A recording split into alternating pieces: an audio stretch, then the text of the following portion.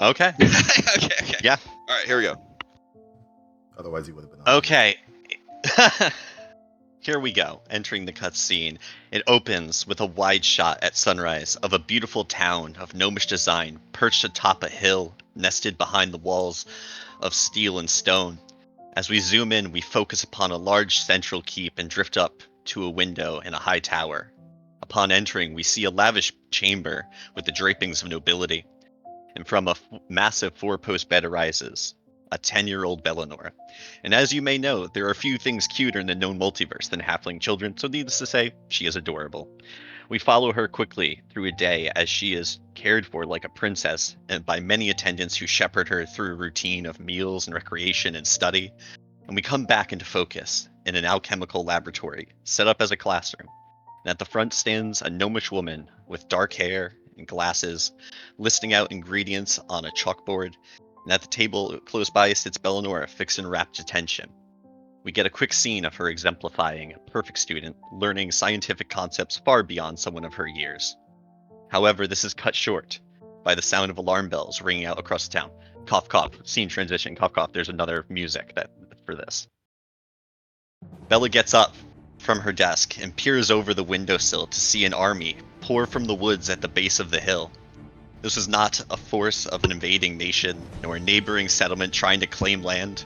Gathered amongst this drove, you see beings of every conceivable variety, not aligned under any banner or any king, but an army of the just and righteous, united by their hatred for one man, and their crusade to see him punished for the many crimes that he has committed across the multiverse in the name of his wicked patron.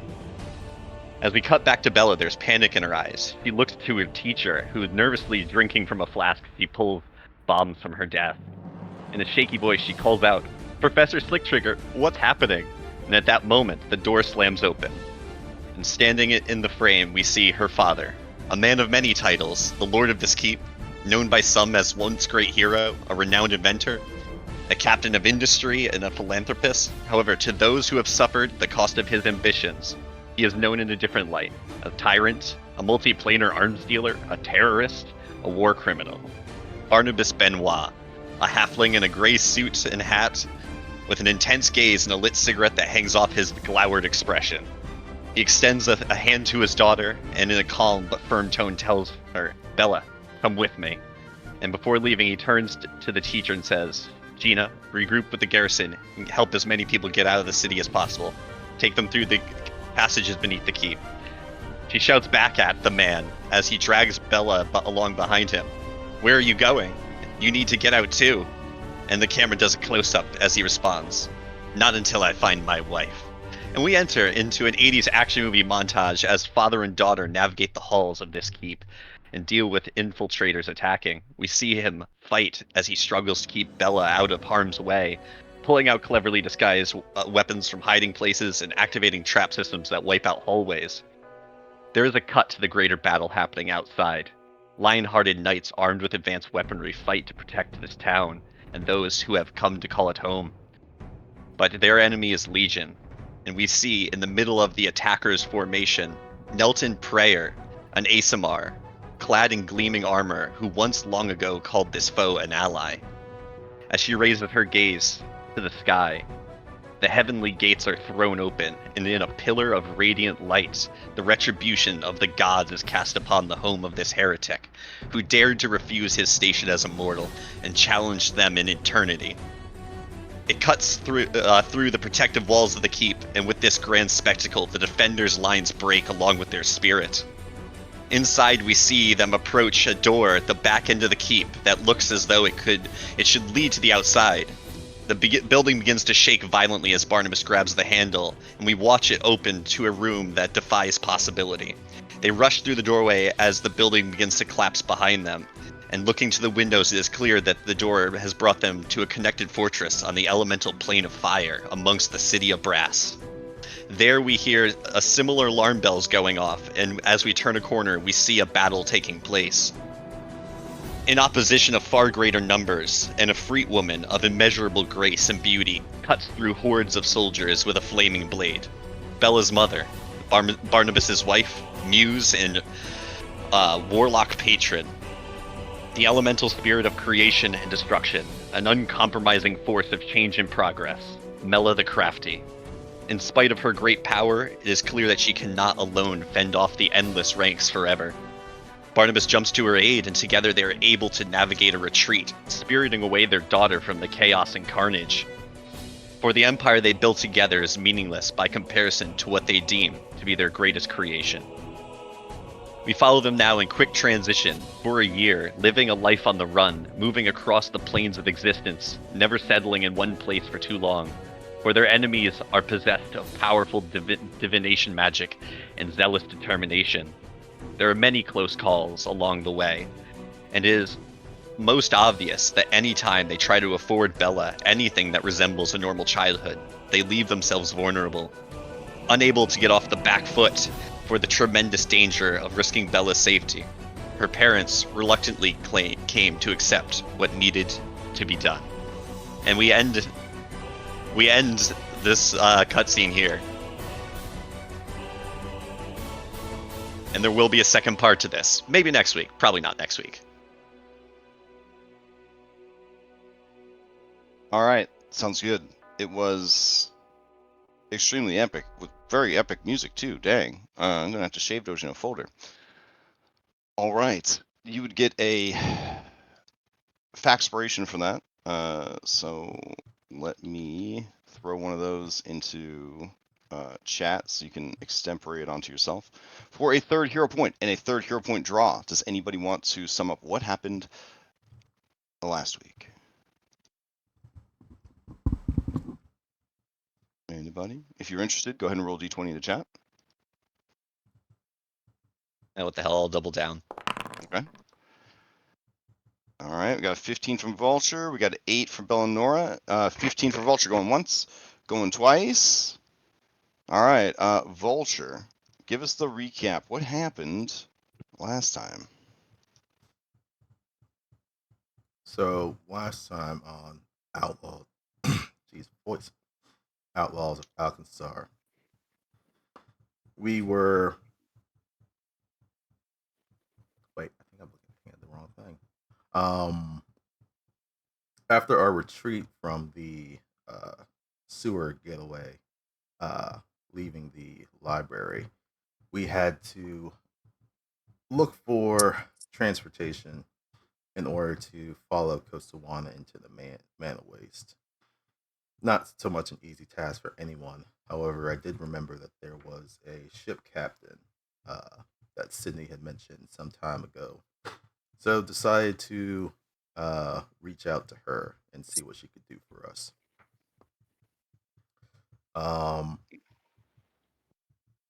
Sorry, I have to remember these names now, which I do have written down. Captain Farah Winslow, a dwarf Nephilim, who piloted the Second Kiss, a bit of a smuggling ship, if I understood correctly, which is perfect for what we needed. Took a little bit of convincing, but she was on board as long as we were able to fill out the passengers in order to make this operation look legit. So we set on that task of doing so. Bellanora made a flyer that was actually quite impressive, and we were going to interview those people who were interested in coming aboard the next day. Got a number of different applicants, some strange, some that were very sketchy, but overall I think we got a decent amount of people, at least enough to fill the seats. So with that done, we took to the skies and started to make our way after this well, I wouldn't so much say he's a criminal, but let's just say this wanderer.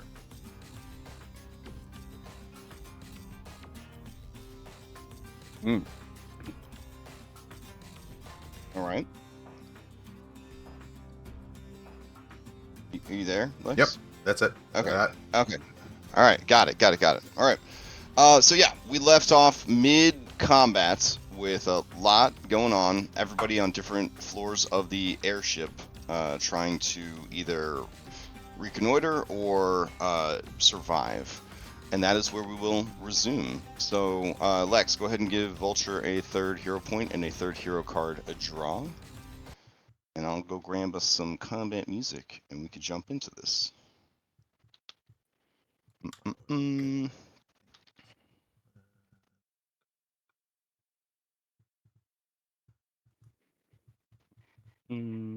Let's see.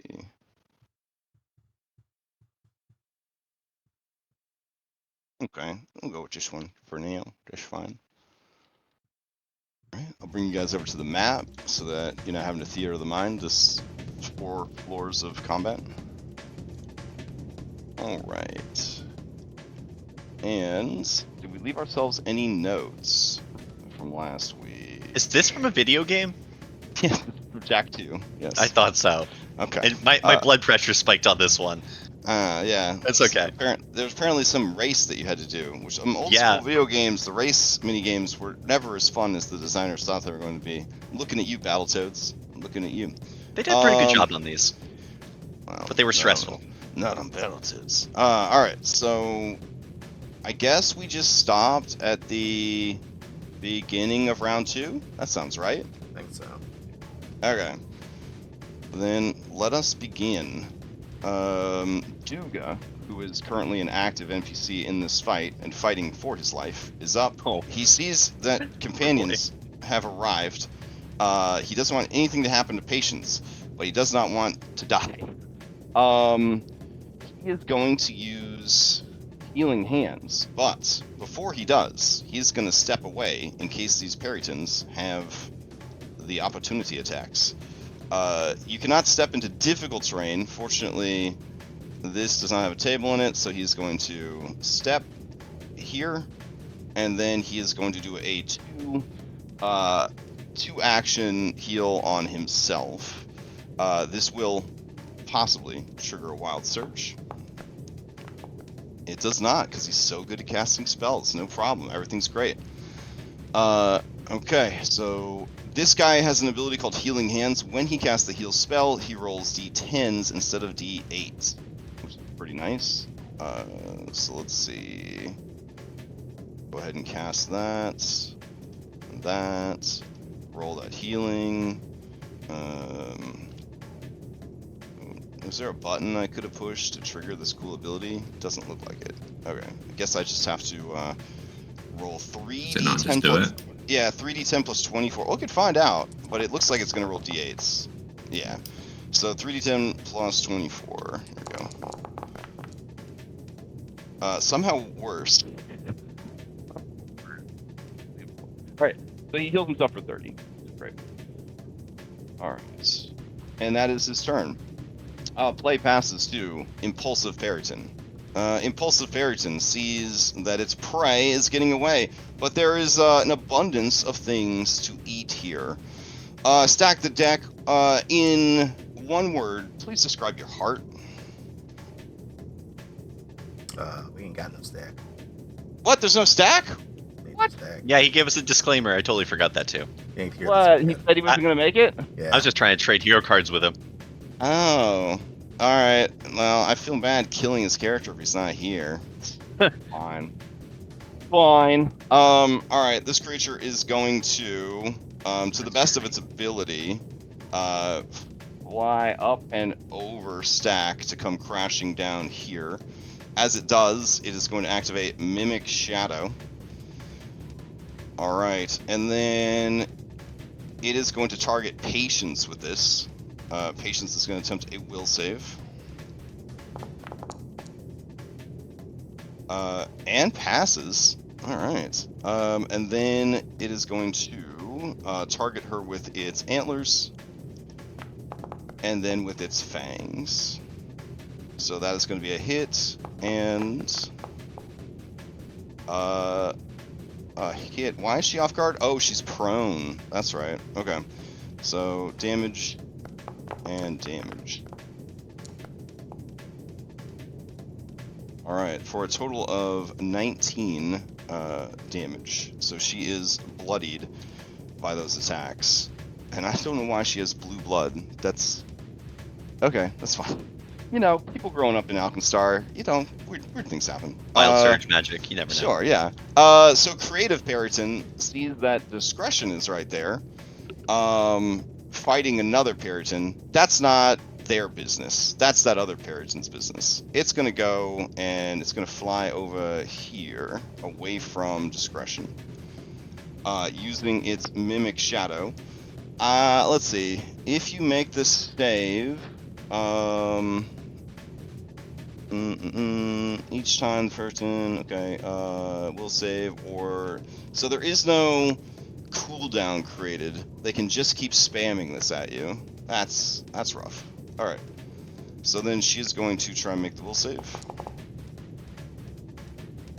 She does, and then it is going to target her with its antlers. Critically hitting. For 26, which will drop her. And then, let's see. Them being an NPC, they're not a plot, not to hurt her feelings, they're not a plot relevant NPC. Yeah, it will follow up then with Heart Ripper and just tear her heart out of her chest. So the Periton rips the heart out of an adjacent corpse with their jaws. The creature must have died in the last minute. As the Periton rips the heart free. You know what? We'll give it a shot. It'll just attack her again because we'll move towards dying. Oh my god! So that's another critical hit, I believe. Josh, help me out here. Somebody goes down to a crit and then takes a crit. Now they're dead. Yeah. That's 4. Yeah, that'd be 4. Okay. All right. Then she is dead. All right. And that is its action economy. Ketrin, you did not witness this, but you feel a great disturbance in the world as something terrible has happened. You are up here on the 2nd floor. I don't know what happened to our magic bar at the bottom. Everything's in flux with updates, but you are up here. Okay. There's a door to either side of you. You know that there is a staircase on the other side of either door, so pick your poison. Okay. I will open door. Okay. That is one action. I will move.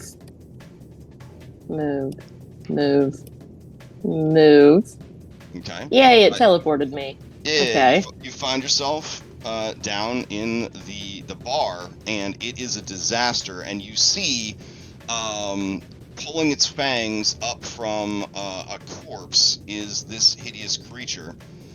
Its muzzle and horns drenched with blood, and you look past it and you see the dead body of young patients. Your friend, your ally, your confidant, one of the most stalwart supporters of your orphanage and your cause. Hang on. I actually can't see anything. Oh, because there's a door there? Okay, and then that last action would be to open the door, and then you would see all that. Alright. And that would be your turn then, because door, move, door. But yeah, you would open the door, ending your turn, and see that gruesome scene. Okay. Discretion. To you. You hear the death cries of patients from behind you, but you are fighting your own battle here at this broken window. Yeah, so 6 seconds ago, this parrot was flying past the window and I grabbed through the grass and held it. Yeah. If I were to let go of it now, since it used all its actions to attack me, it would fall. Mm-hmm. However, it would just grab an edge and be totally fine. Mm-hmm. So I'm gonna shove it. Okay. Shove is here. Success. Alright, so Push there it is 5 an feet away action from- for flying creatures that is Yes. similar. Yeah, that is similar to catch an edge. Arrest a fall. Yes, arrest a fall. But it So- doesn't actually slow their fall, it just makes them not take damage. Yeah. I didn't check. Oh yeah, it's right there. Okay, so you fall, you have fly speed, you attempt an acrobatics check or reflex check to slow your fall. The DC is 15, but it might be higher due to air turbulence or other circumstances. You take no damage from the fall. And how many feet do you fall per round in Pathfinder? And the first round is 500. After that, Oh, it's yeah. 1,500 each Oh my round. god. Alright, so this thing is going to be out of the fight, essentially. Yes. Baldur's Gate 3 style solutions. Yeah. Alright, so Probably we'll be see. back We'll if see it if wanted to lives. be in like 6 rounds. It's got a pretty good flight speed. It might be able to make it. Yeah. Alright, so we'll go ahead and see. It's got to make a acrobatics check. I That's imagine wild. that'll be trivial for it. Yeah, it's wild that they've got like dragons taking ballet classes so that they Yeah. don't, fall out of the sky. Or at least they don't die from falling in the sky. So it disappears. Yeah. Alright. Falling into the cloud cover down below. Alright. Then I'll move a little.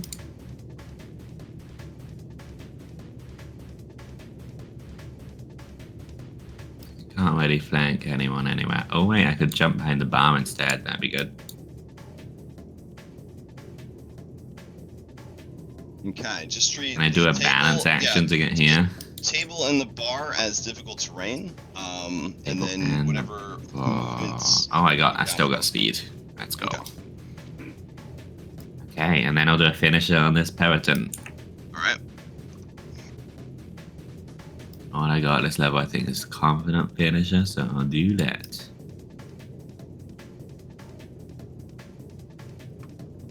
Claw.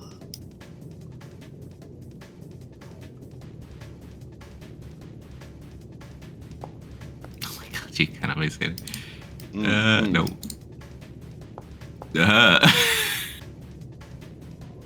Okay, because of the off guard, it is going to hit.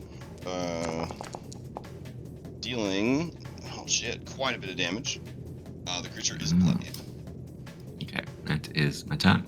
Alright, play passes to Generous Periton. Generous Periton is up on the observation deck, fighting and killing 2 wonderful old people. Alright, down here, the bartender was running away, but then she sees another one of these Peritons, so she is going to run this way, and then she's going to run past Wit upstairs. As she runs past Wit, he sees this cute girl in need, and he says, "Don't you worry, miss. I got this." And then play passes to Untrustworthy Periton. Alright, Untrustworthy Periton, like a velociraptor in Jurassic Park, like a crazy, monstrous creature that is in a place it shouldn't be. It starts to stalk the dining car of this, and it sees from where it's currently at. Does it see? Okay. It sees Usuvu over there, so it is going to. I'm gonna say that the dining car, there's just not enough room to fly, which is very unfortunate. But the creature is gonna make its way over, and then it will attack antlers, which is a miss, and then with its fangs, which is also a miss. Nice. Okay. Play will pass to Vulture. Alright. One to move into the passageway and get a little bit more visibility. I see this one. Okay. I shoot this Do one. you? I can. Because I didn't see it before when I was in the stairway. And when I moved here, I can now see its token. Maybe I see only a very bit of it though. Oh yeah, it's gonna have incredible cover then. Yeah, I figured. Yeah, I don't think this ability turns on. It's already been the first turn.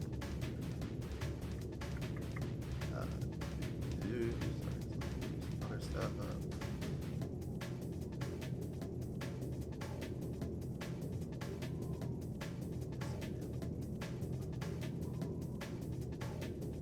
Okay. I'm assuming this thing doesn't have lesser cover. It's probably greater than that. But I'm using one of my new features, which is Hunter's Aim. Okay. So focus on a particular. Focus on aiming. Attack becomes more accurate. So this next strike is going to have a +2 circumstance bonus to it. Right, and it would ignore any lesser cover, but at your angle, this thing has greater cover. But you're still getting the +2 bonus to the attack roll. Right. Right. Oh, this time. That would have happened on the first turn.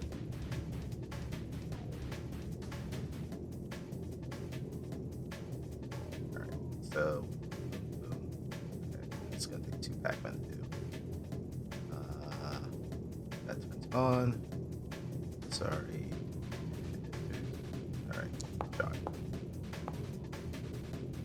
All right, that is going to hit, even with the tremendous cover. Go ahead and give me some damage. Oh, yeah. So you literally wing it as one of its wings kind of flutters out into view from the booth, and you take that shot. It takes 15 points of damage. Alright.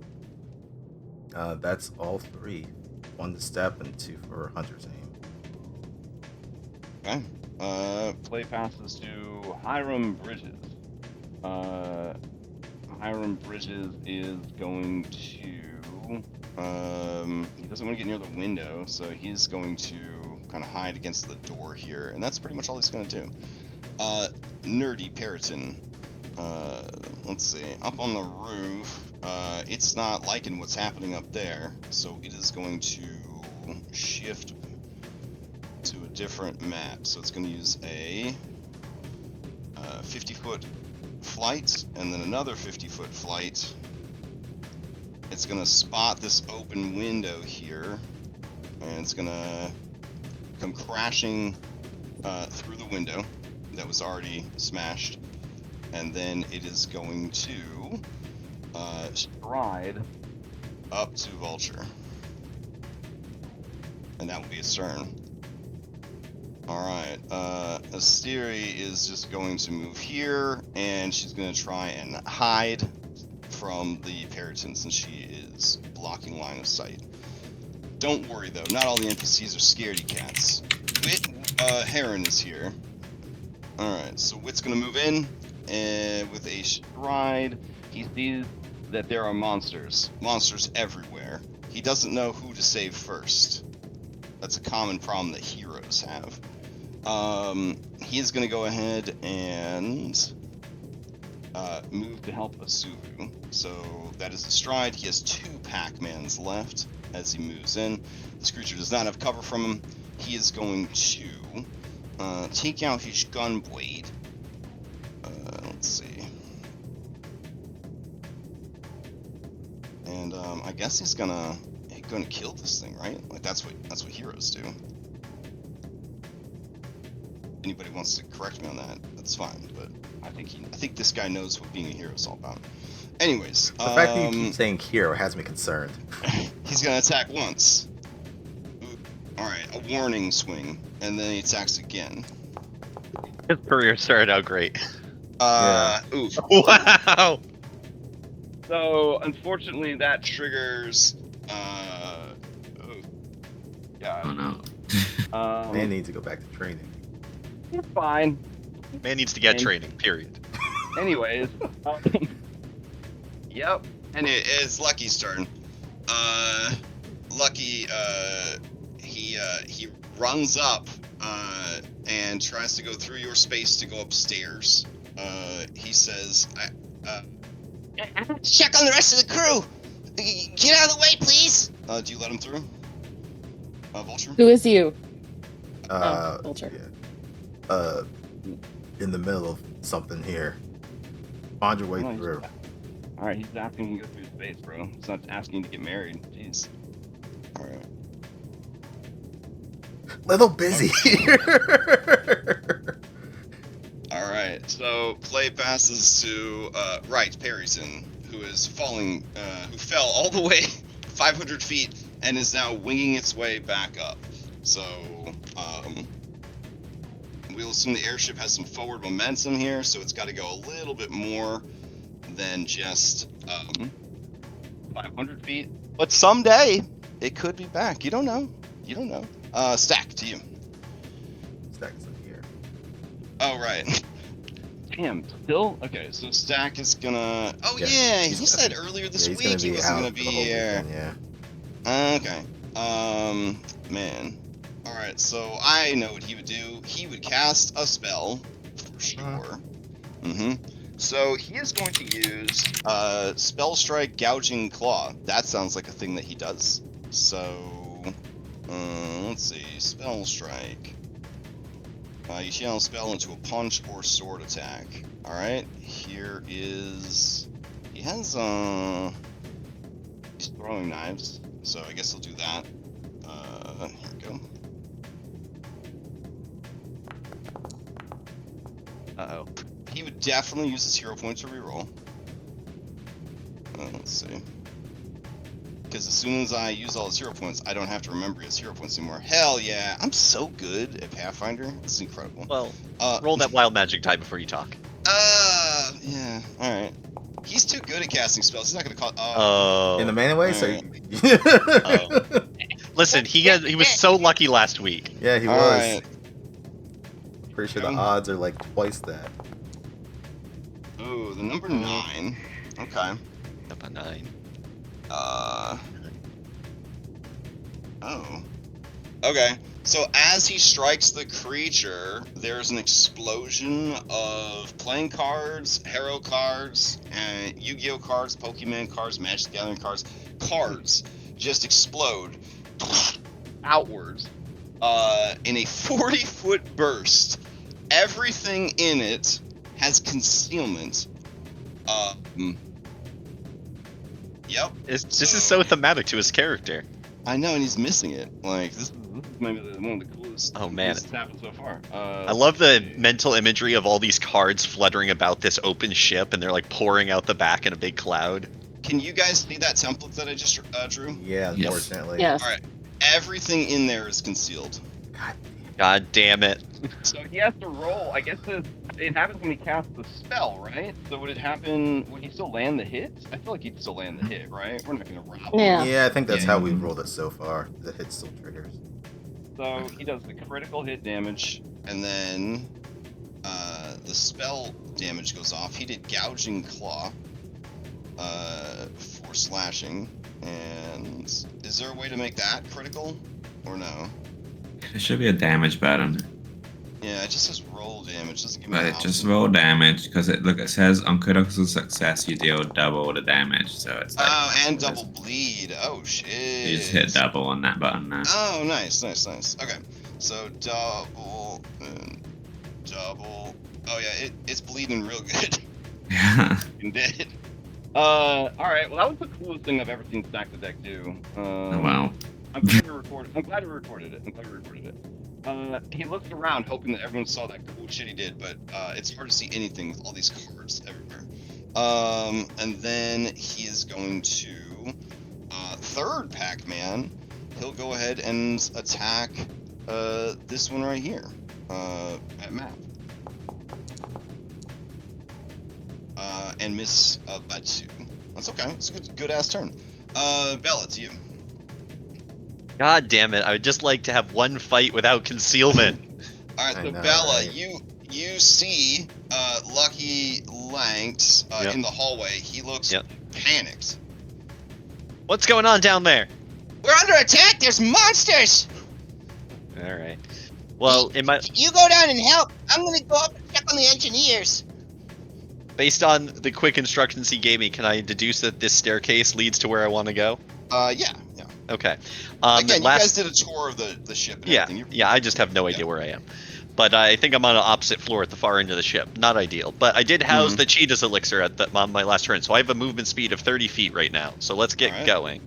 So, come on. Okay, the movement keys aren't working for me right now. So 1, and then we're going to go another 25. So that's my first stride. And then second stride.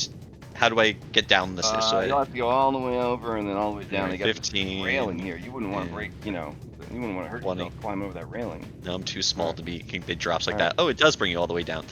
And that was a full movement that I just did. And now I'm here, Okay. and I can't really see that much, but I can see a Periton. I can see Yeah, one. you can see a bit of it, so it would have some All right. cover from you if you want to target it. But I'm not going to target with an attack. I'd like to roll a recall knowledge to understand these creatures. All right, go for it. Give me a recall knowledge. Perhaps using like Mandalore Waste. Oh, this looks different. What's going on with the action HUD? The token. I think it's categorized now or something. Like, Yeah. Oh, it is. Let's see Yeah. then. Where is? I feel like recall knowledge should be everywhere. Yeah, it's the second Yeah, column at the bottom. got it. All right. Wait, why? that- Hold on. It says I have a -1 to my recall knowledge for some reason. I should have Oh. like a plus 12. Okay. You didn't target it, right? You just rolled. I just rolled. Okay. Yeah, I'm seeing the correct result here. Okay. Let's see. You're applicable lore man waste.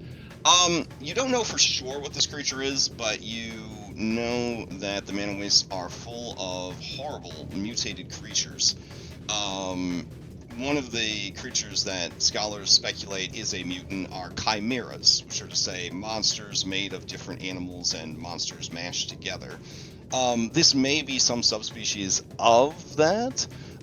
Based on what you know broadly of that subject, you may ask one question about the creature. Do they have weaknesses of any to any damage type? No weaknesses come to mind. Okay.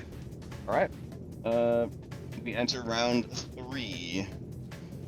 Duga is up. Duga looks down at Patience. He does not want any harm to befall her, so he is going to stride, because you can't step into difficult terrain, and stand over her body. Defiantly. He will not let this Periton defile her corpse. And then he is going to reach for his magic and cast a spell. Alright. He is going to cast Searing Light right up in this thing's business. So it's good that they don't seem to have opportunity attacks, because this is pretty sloppy on his part. Before the spell goes off, he has to roll a flat check. No problem. So good at magic. However, this creature has the benefits of concealment for mysterious, unknown reasons. Alright, and here we go. It's going to go ahead and cast it. It's going to make... okay, gets past the concealment. And critically hits. Good for you, buddy. Here is the damage. And then I have learned on spells, I just hit the double damage button. Nice. So he blasts this thing with fire damage, and it is bloodied. That is his turn. Play passes to the creative Periton. It wants to eat that heart, but Duga is in the way. So let's see. It'd be really funny if it tried to eat the heart, but because the corpse is concealed, it kept missing.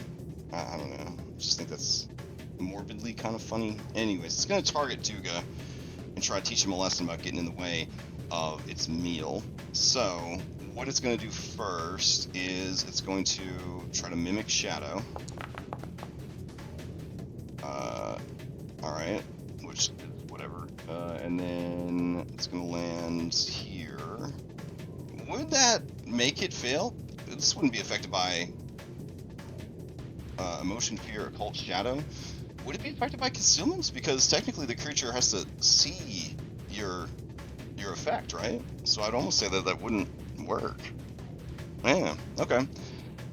So it flies over to here, isn't able to get a hit with that. Now it's going to try to attack with its antlers. It successfully critically misses, and then it's going to try and use its fangs, which it successfully hits with. I will use my reaction on that. Oh, nice. Yeah, to retributive strike it. Alright. And- enemy damage, protected ally, Yeah. strike your foe, the ally gains resistance to all damage. 2 plus your level, which put 7 now. Yes. Alright. Yes. And then I will shoot it with my gun because I have ranged reprisal. Oh, nice. Yes. Where's my gun? Here's my gun. I will strike. Roll. Okay. All right. I miss. Oh well. Yeah, you were able to target it, but the shot went wide of the mark. Yeah. All right, that is its turn, and that brings us to Ketrin. You get your reaction back. Okay. I will step up into its face and I will start hitting it. Hey. All right. Here is my shield boss. Ugh. Okay. And here is my shield boss. Well, no, I'm gonna raise my shield. Okay. I think. That sounds Yeah. good. Yeah, I'm You gonna raise my have a shield. lot of allies in this room, so if you can't finish it, discretion will probably come in and wreck it. So. Yeah. All right. I'll raise my shield. Play past the discretion. Okay, well, I really need panache so that I can get to the other enemies faster. So I'll try and grab it before I take this one down.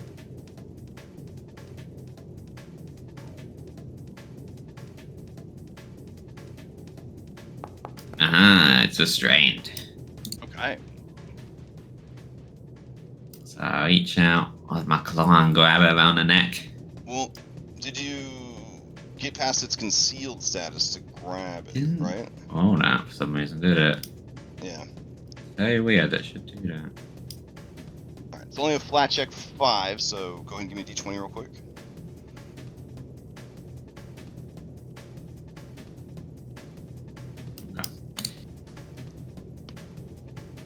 Uh-huh.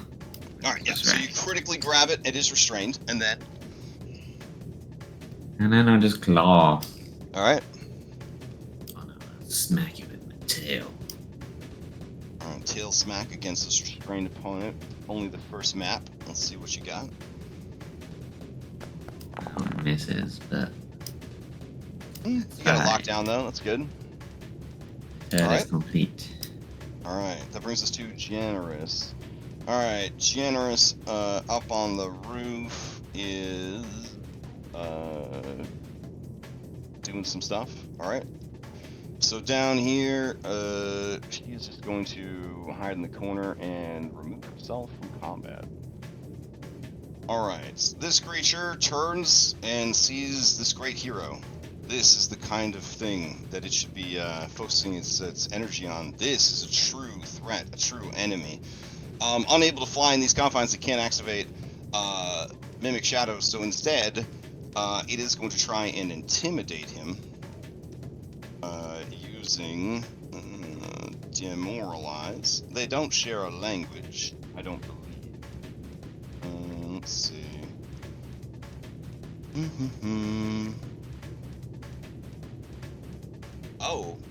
Oh my god. Okay.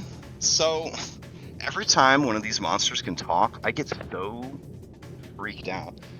So yeah, this creature can talk. Okay. Oh. Alright, it gets a 30 Intimidate. It says to, Wit, I feel the tremors of your heart. I would feel them.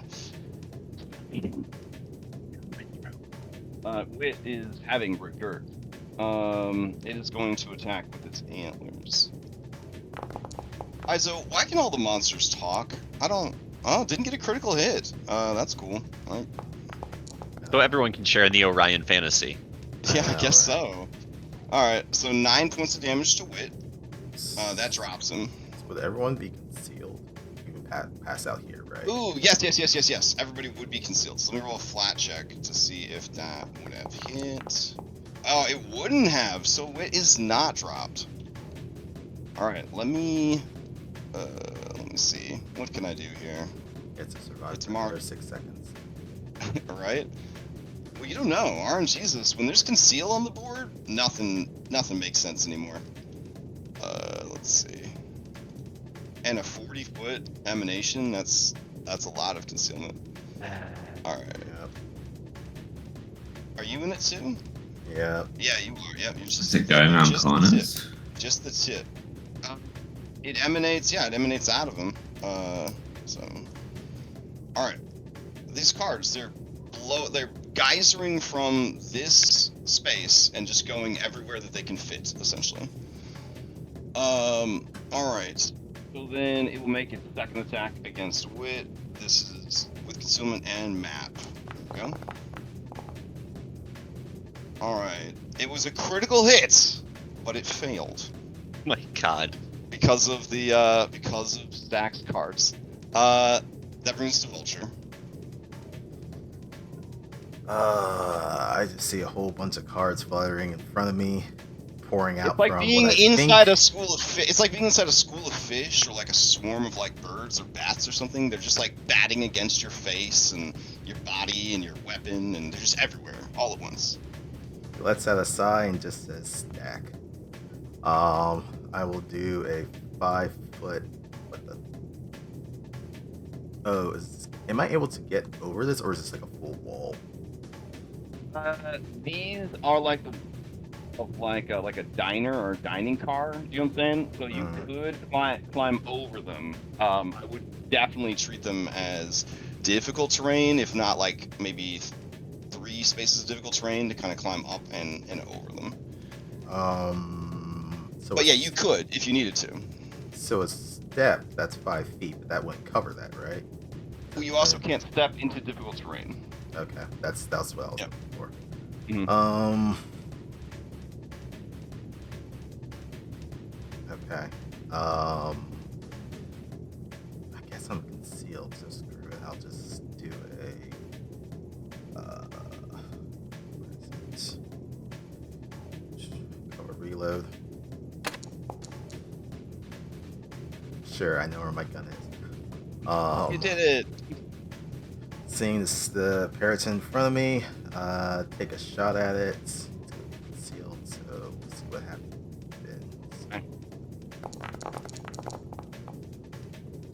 Oh, that is a nat 20 critical hit against concealment. Give me that gun critical at point blank range. Let's see. Okay. So this on. Ugh, horrible rolls. All right, 22 points of damage. It takes it and is still going. All right, and then I'm going to do another cover reload now that I hear the small patter footsteps of Eleanor right next to me. I'll keep this hallway. All right, Hiram is going to just cower in fear. Nerdy Periton. Nerdy Periton has no intention of fighting you because you have no heart.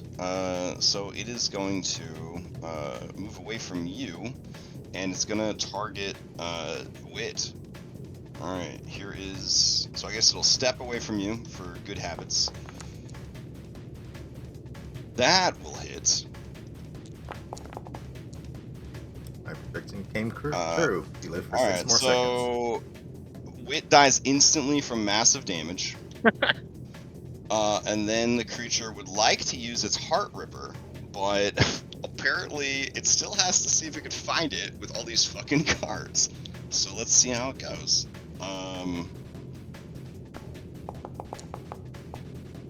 Oh, it finds it. Success. Oh yeah, it critically finds it. So, it gobbles down Wit's heart. You only can see this somewhat, right? Like only 75% or so of what is happening here because of the swarm of flying cards. But it's horrifying to behold. Any non-Puritan that witnesses this event must make a will save or become frightened, 1 or 2 on a critical fail. I would say, given the situation we got here, that I'll give everyone a flat 5 to say that they couldn't see what happens because of the concealment that was going on. The only ones that can see it are Stack, Duga, and Vulture, and Usuvu. So, Vulture, you roll yours, and I'll work my way through all these other people. This is an emotion and fear-based attack, and it does have the visual tag, so it would be affected by this concealment. So there is that. I'm just gonna roll the saves, and then if they fail, I'll check for the thing. That seems good. All right.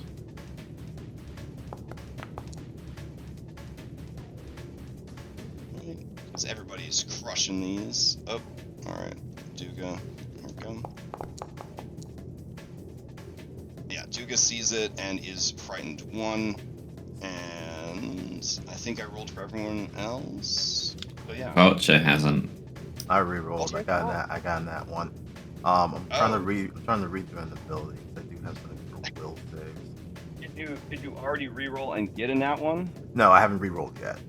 Oh, you haven't re-rolled yet. Okay. Yeah, I'm looking at this ability. But I think Oh, you may as well roll your concealment check first. Yeah, to see if it even happens, right? So give me the D20. You just don't want to get a 4, right? Okay, well. Okay, you definitely saw it. You saw it, everything. You saw every single thing that happened. Yeah, of course I do. So then I'm going to. Okay, so I have this ability. I'm just gonna post it in the chat. Okay. So when you fail but don't critically fail, I did critically fail, so I ain't gonna re-roll it. But it says Doesn't help now. give you the controlled condition. So It doesn't. this emotion fear thing is not controlled, right? It would have to be a specific. Controlled is dominate person, basically. Yeah, there's actually a tag for control, so it Okay. covers. Yeah, it covers like someone else having control over your autonomy, essentially. All right, that's what I thought. So now I'm gonna Yeah. roll into the hero point. Okay.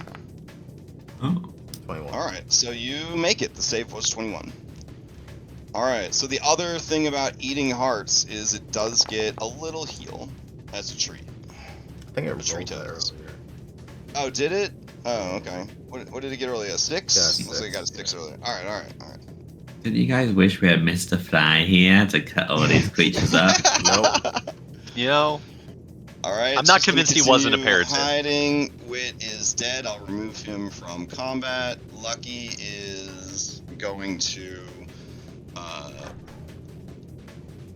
remove himself from combat. He's far enough away. He's returned to camp, as it were. He's returned to camp. Right Periton continues its long journey to return to the fight. All right. Let's see. Stack is up. All right. Oh, you don't actually get to do that. Okay. So let's see. Stack is up. He's having a great time. He's kicking all kinds of butt. He sees that there's Critter Periton there. Everyone's having a good time. His magic is doing great work. He is full of confidence. He's going to spell strike again. Alright, so he's going to throw another one of these knives. Here we go.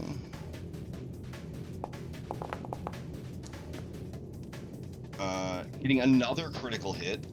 But let's see if there's a spell effect. It's a 10 or less right now.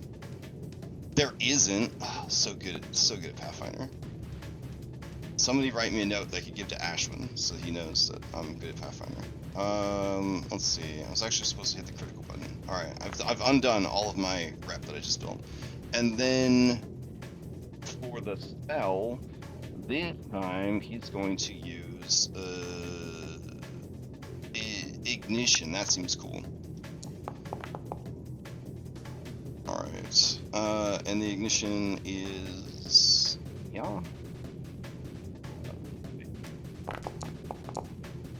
Alright, so the creature takes double that, and then it takes the 10, and that will finish it off. Stack kills another one. God, such a beast. Oh my god, he's so cool. He's got one Pac-Man left, so he'll draw out another knife, because I think that's actually something he has to do. I don't know if he has a quick draw feat or not. Alright, Bella, it's you. Okay. Hearing the stairs, hearing the carnage going on, I shout out, Fashion, where are you? And then I run out around Vulture. Hold on, it's not going to let me cut that corner. Vulture. One. He's blocking the whole causeway. Alright. Nope. And then we're going to go up one. Alright. Here, I guess. Guards slap you in the face a bit as you go through the swarm. I can't Alright. say this for certain, but I blame Stack the Deck. There's some hints. And I see Nerdy Periton, in the way that one does with concealment. Mm-hmm. And I It guess I'm seems to gonna be gobbling something down. You're not sure. It's in the process of gobbling something down. hopefully not Fashion. And I'm gonna throw an Alchemist Fire at it and hope this doesn't go poorly. Okay. Oh wait, first that's one action. I'm going to hold on. I'm gonna target it. I'm gonna devise stratagem first. I remember how to play my character. I don't know what you're talking about. Oh wow, what a great devised stratagem. Yeah, if only 20. Yeah, that wasn't the it. 20 was for the concealment. Okay. Yep. But hey, But I did 15's roll. pretty good. That's a guaranteed hit. Yeah, Garen, absolutely. So I will apply that to an Alchemist Fire. Can you apply it to a concealment check? To guarantee not- that you probably pass the not. concealment check. Oh, I okay. would assume not. That'd be so dope. These That would like be cool. Need to be a feat for that. That'd be cool. Alright, so you rolled a 27 because you didn't actually roll what you rolled, which was a 2. And you got past its concealment. Its AC is not so low that that's a critical, but that is a Okay. hit. So give me the damage. And rolling damage. Not bad. Very That's nice. good damage. And you can splash around the corner to untrustworthy. So I don't think I can actually splash. The thing I've come to understand about the alchemist that it was explained to me differently, but in my research I discovered it was not the case. I'm not a what's it called the type of wizard that can shape their spells. It's either I have to choose to do damage to the target, or everyone. There's no in between. Oh. So it's either Okay. single So- target or AoE.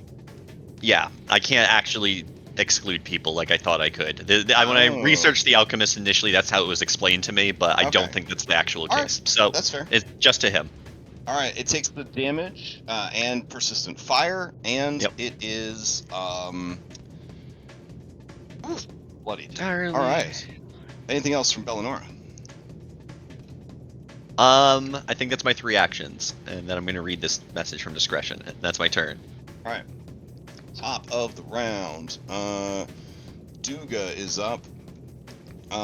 Duga does not want to fight anymore. That's cool. He's just kneeled down next to Patience, and he is very sad.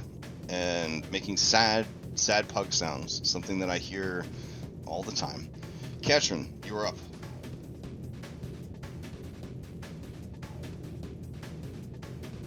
The cards continue to flit everywhere, like so many flocking birds and schooling fish, obscuring your vision. But you hear the sounds of battle coming from the dining car. Okay.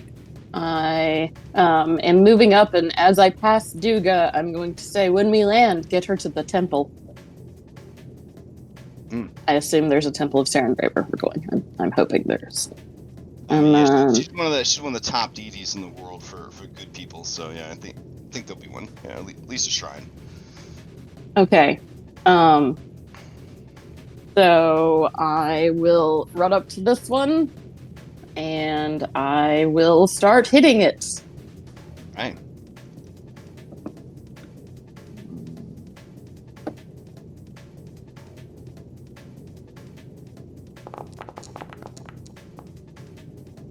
Which I absolutely cannot do.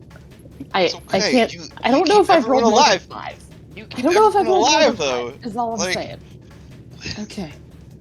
That's you are bringing them heals. You're keeping everyone alive. You're reducing damage. You're tanking.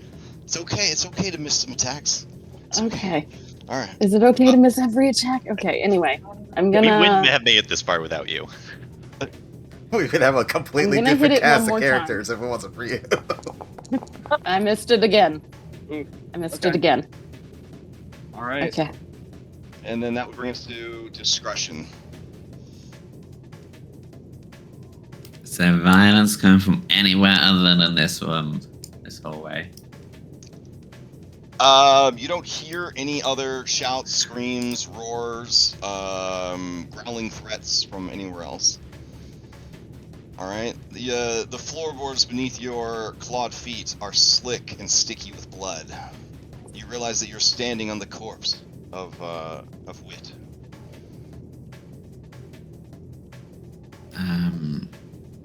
Okay. You're 75% sure that his chest cavity has been torn open. Yeah, well. He's no Mr. Fly, is he? I was gonna teach him how to be a hero. Oh well. Not Mr. Fly, I was gonna teach wit. He died protecting the innocent. He died a hero. Okay. Lived and died a hero. What more Sure. adventure ever asked for? Shortest Very career good. ever. Lasted like Yeah. 4 hours. Yeah, it's I'll really grab embarrassing because this- he sent me a 45-page backstory and he commissioned a $300 original artwork for his character, only to die in the first fight. So I do feel a little bad for him. I don't know, it kind of sounds like he had it coming then, because that's rookie moves. I'll do a grab on this peloton between me and a Subu. Okay. Just a success. Alright, it is grabbed. You don't understand the temptation that I always have to say, no, I'm gonna wheel for the restraint. Oh, but And give me in the fact- flat check since you're, it is yeah, not, yeah. Alright, Okay. yeah. No, I'm so fucking greedy, you don't understand. Give me, oh well. Alright, it is grabbed. That's my last 2 points gone. Okay, and then I'll do a finisher on it.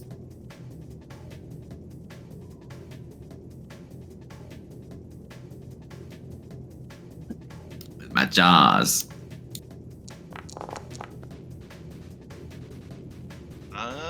That is going to hit thanks to Asuvu, giving you flying. Oh wait, sorry, I meant jaws is the wrong one because that doesn't apply finishes. Tail? Tail is the one that applies finishes, okay. Okay. It's the same attack roll. They have a tail smack! Oh shit. Okay, yeah, 18 points of damage. The creature is bloodied. Oh, that's 3 actions. Alright. Play passes to Generous, who dies. Off camera. The saddest way to die. I guess you guys might see its corpse, like, flutter past the window or something. But, yeah, it's done this.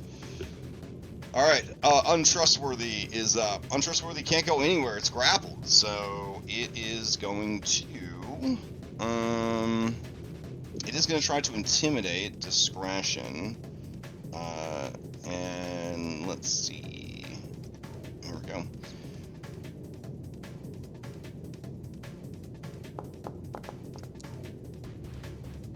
20 is only a success, so it snarls at you, unhand me, you filthy beast. And then it's going to try and headbutt you with its antlers. So let's see. Frightened one, there we go. Antler attack, go! Thanks that for is- the find. oh, alright, that's gonna hit. And then it is going to Agile Fangs. But that is going to miss. Alright, that is its turn. That brings us to Vulture.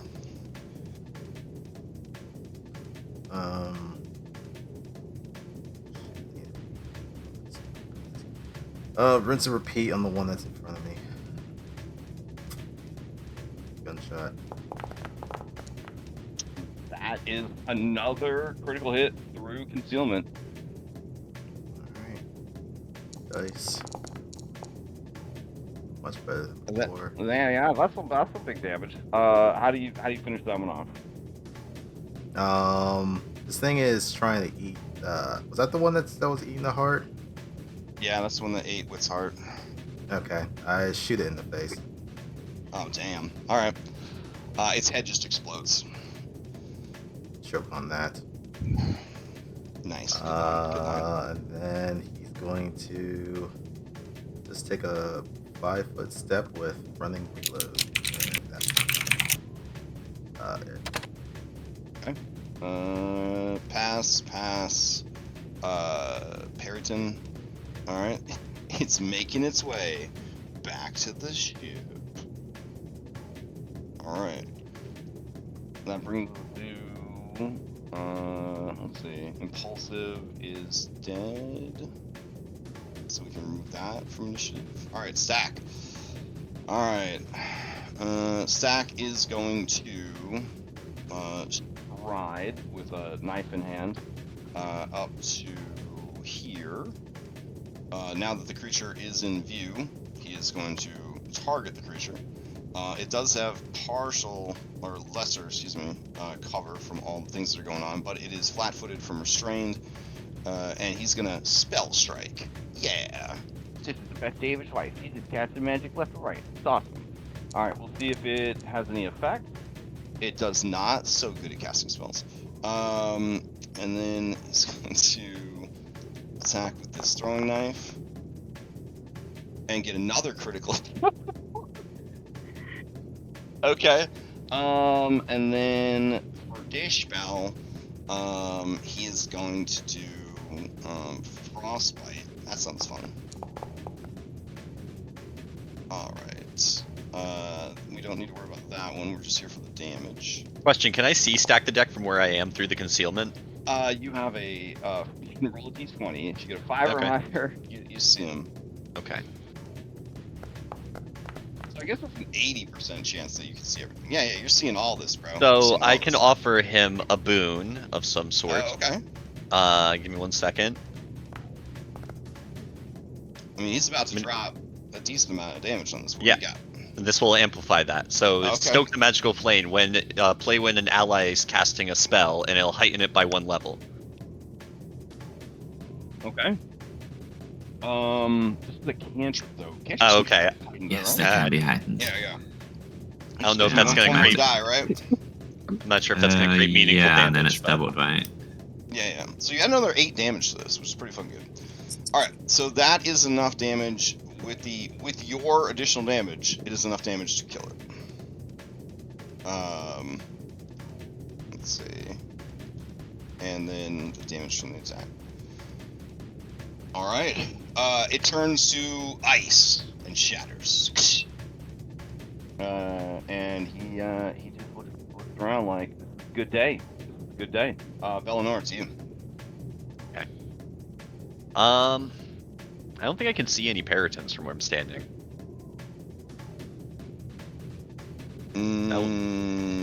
No, they're all dead, really.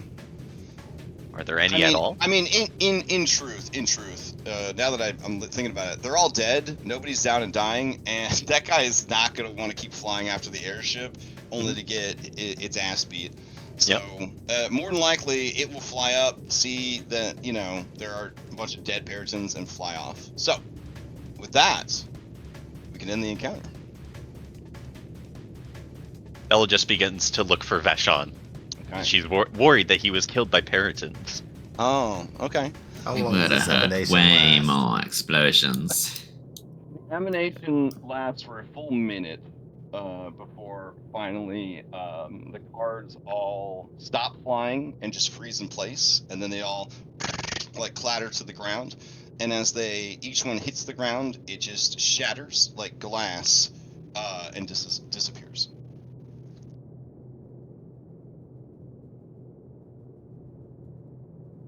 All right, I'll go grab you guys some chilling on an airship music. Yeah, real chill after we lost 2 passengers. Yeah, going on an airship music. Oh my god. So how many hours into the trip was this? 4 out of our 2-day journey. Hmm. This Well, bodes 2-day journey to the keep. Yeah, Yeah. and then you got yeah.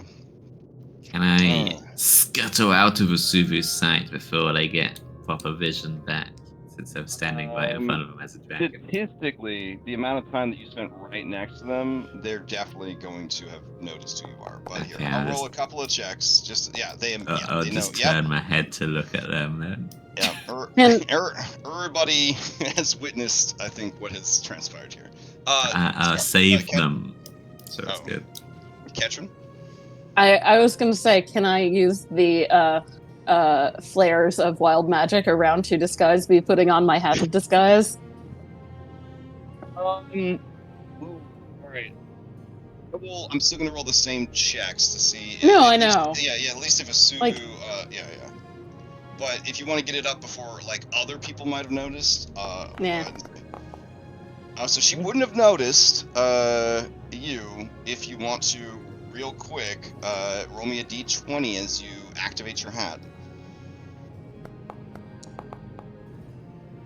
Okay, It's yeah, fine. no problem. All right, let's grab you a random disguise real quick.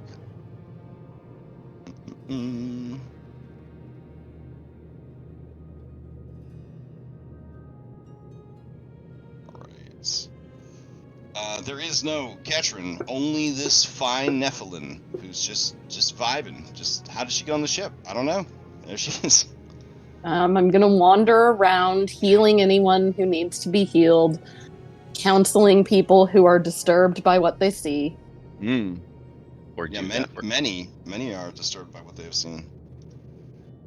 So there was this Peloton towering over Asuru, right? So but I still had that one grappled when it died, so I'll drop it and I'll say, "Are you okay?" Her eyes go wide and her antenna-like eyebrow twitch, and she says, hold on. She says, you're a dragon.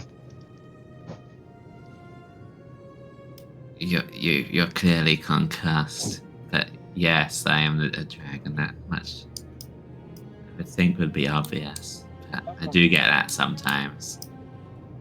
I'll pat her on the shoulder and say, "You understand our need for security." Who are you?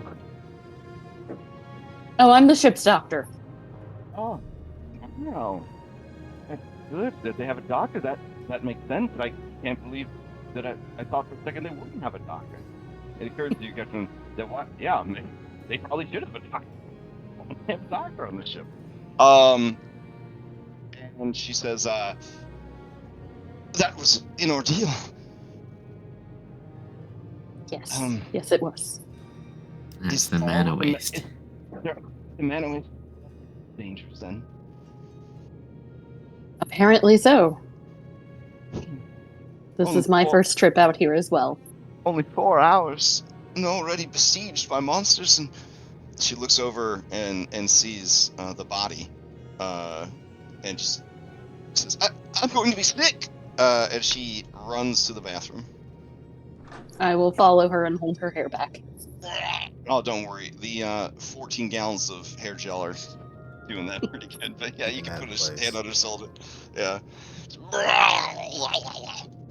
Just barfing away. All right, you guys hear the sad pug whines and cries of Duga from the bar as the whipping wind blows glass and chairs all about the cabin. The door opens to the cockpit, and the captain comes out, and she looks around and says,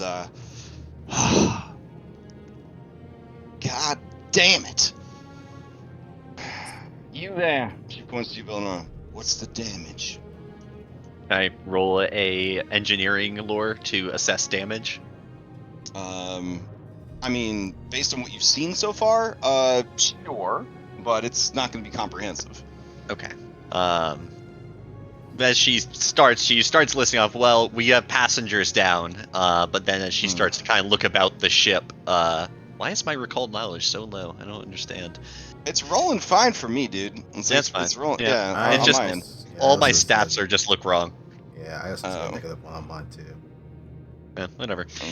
Okay. I think it looks like whenever there's multiple stats that can be used, it just gives you the lowest one for some reason. Right, Awesome. but I don't have any stat that's negative, so I don't know why mine's negative one. I guess it's Oh, well, I don't know. accounting for my strength in recall knowledge. Either way, that's I just tell her about the dead passengers and look about. Obviously there are broken windows. Okay. As you were giving this report, Ketrin, you were tending to people. Everyone, I believe, is on this floor now. So it's at that point, maybe 5 or 10 minutes, post combat, where people are, calming down and fair. Well, like, yeah, 5 or 10 minutes are passing. Like, did you have something urgent you need to do in the next 5 minutes? I heard that there was additional things flying upstairs, so Vulture is going to continue doing a security. Let's check on Maggie and Rickard. Yeah. Oh, sure. Okay. So, anyone that would want to go up and check on Maggie and Rickard, you can. Those of you, like you, Bella, would be kind of locked in, talking to the captain. Ketrin, you're locked in, talking to, or, helping people. So, Vulture, you head up. Stack, I think at this point is going to just sort of stand there looking really cool, waiting for people to congratulate him on how fucking cool he was in that fight. He will wait as long as it takes. Discretion, what do you do? I'll glance at Stack and just say, that could just have easily have been another ring of fire, couldn't it? And he said, you gotta take risks to get rewards. We're on an airship. Well, I mean, that doesn't change the fact that we needed magic to get through that fight. And he tips his hat to you, and he winks. Okay, I'll look at the broken window and at him. Yeah, I should. Thing is that there's not really much point me changing back to human form, because then I'll just show them that false disguise as well. I may as well just stay on this one. So, Vulture, I'm sorry I forgot to hold down the button, I guess, and teleport you, but you just flew magically up to the top. When you get up there, you can see that Rickard and Maggie are operating a single ballista by themselves. These two people functioning as a team of 4. You can see there is blood staining the Zeppelin balloon, and Maggie is lifting a bolt larger than she is, staggering under its weight. She looks like she's going to tumble over the railing if she slips, and then she loads it into the thing, dripping sweat. As you come up the stairs, the two of them look over at you and say, and Rickard says, "You there? How's it faring down below?" We had some creatures that broke through. We have dealt with them, but have suffered some casualties. How are things here? Well, pretty bad. I took a bit of a scrape, and he lifts up his shirt, and you see his fucking tubby is just eviscerated, just bleeding, just blah blah. There's some guts kind of hanging out. When Maggie sees that, she says, "Rickard, when we've talked about this, when your insides are on the outside, you need to tell someone." And she says, "I don't suppose you have is there a medic on board?" There is. We do have a doctor downstairs. Is he able to be moved? All right. Is the threat over? It's over for now. All right. Yes, please. Please let us head down below. And then, removing his hand from his tummy, there's just an explosion of blood, just all over the ground. And he says, "It's a bit unmanly of me, but carry me down the ladder." And he faints. All right. Yeah, we'll try and keep pressure on it as I'm carrying this man downstairs. As he faints, suddenly, the airship goes, and it lurches to the left, and then it goes, and you hear like a kind of sound, and Bella, you know right away, that's the left engine. Vulture, you are the closest to it. Do you leave him with his wife, or do you try to get him to a medic? Oh, shit. I guess I should change. I guess I should change out the music again. Hold on. Fuck. Because I know these two. One of them was supposed to be like a combat medic or something, right? In their past life. She was. Yeah, she was in the war. Yeah. Okay. Yeah. He'll hand him back over to Maggie and be like, "I don't know what the hell that was. Hold on." and I'll try and peer over the edge and see what the fuck is going on now. I'll do it myself. And she takes out her emergency sewing kit. This is an improvised tool that she will be performing risky surgery on her husband. Oh boy. All right, so what? So This is Vulture, you're heading payback down. for all that time you kept disagreeing with me. All right, so we're not going to be in combat for this so much as we're going to be like abstractly doing this. I'm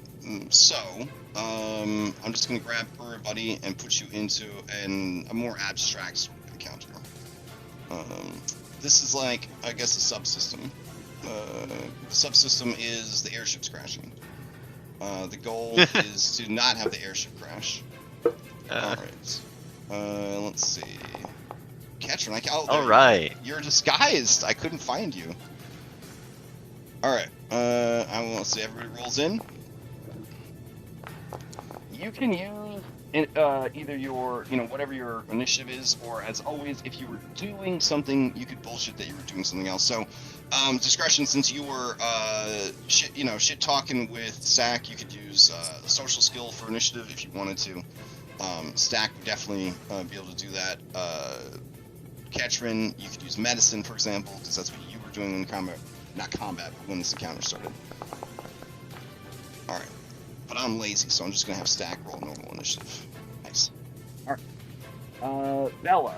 Yeah, you hear that grind, that screaming whine, and you realize, oh. Yeah, Something- her eyes go something- wide with alarm as she's Mhm. talking to the captain. And I know the ship layout, so I would run to wherever it could be accessed.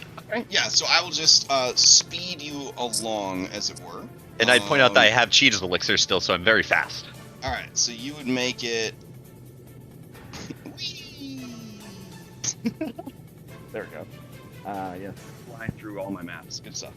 So you're over here now. Okay. I believe, right? Where's the other staircase? No. You would be at this staircase. So that would be your turn, is you decide you're going to go check on the engine. Yep. Alright, Ketron, what are you doing?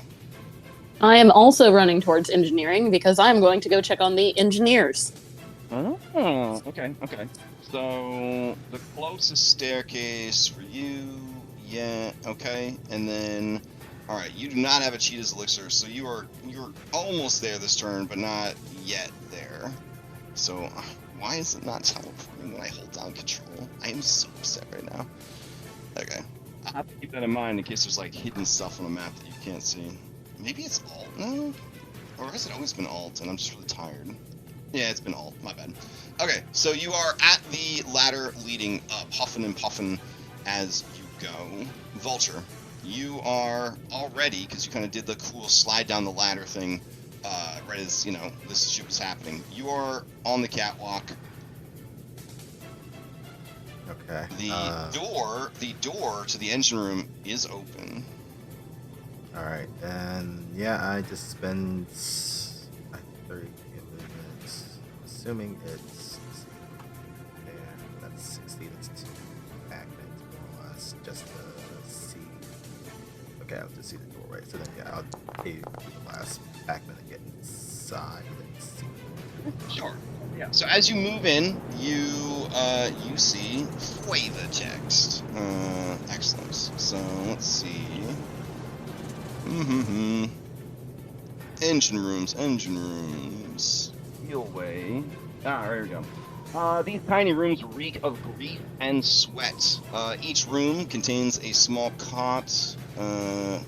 Wait. Those are like the engineers' rooms where they live. We want the actual engine. Hold on.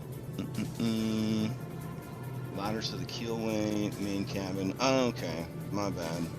So, this is the Engine nacelle. I think that's a French word for engine room or something. Open walkway leads outside the airship, so you are very high up. You cannot see the ground currently, and under the cloud cover below and whatnot. But there is a door that leads into here.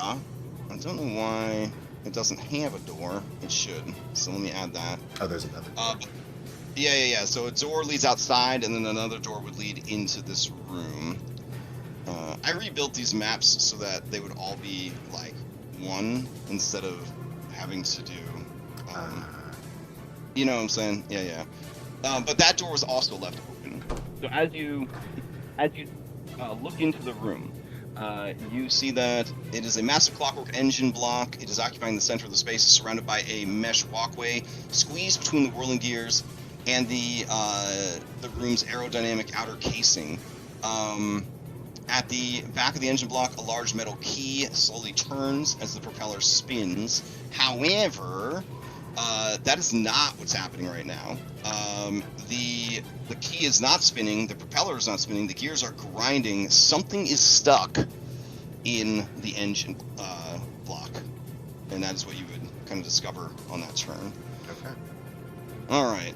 Because Stack's not here, I'm just going to say that Stack is going to see if there's anybody that needs help down here. Bastion Gallopy, who knows where he is? Who knows what he's up to?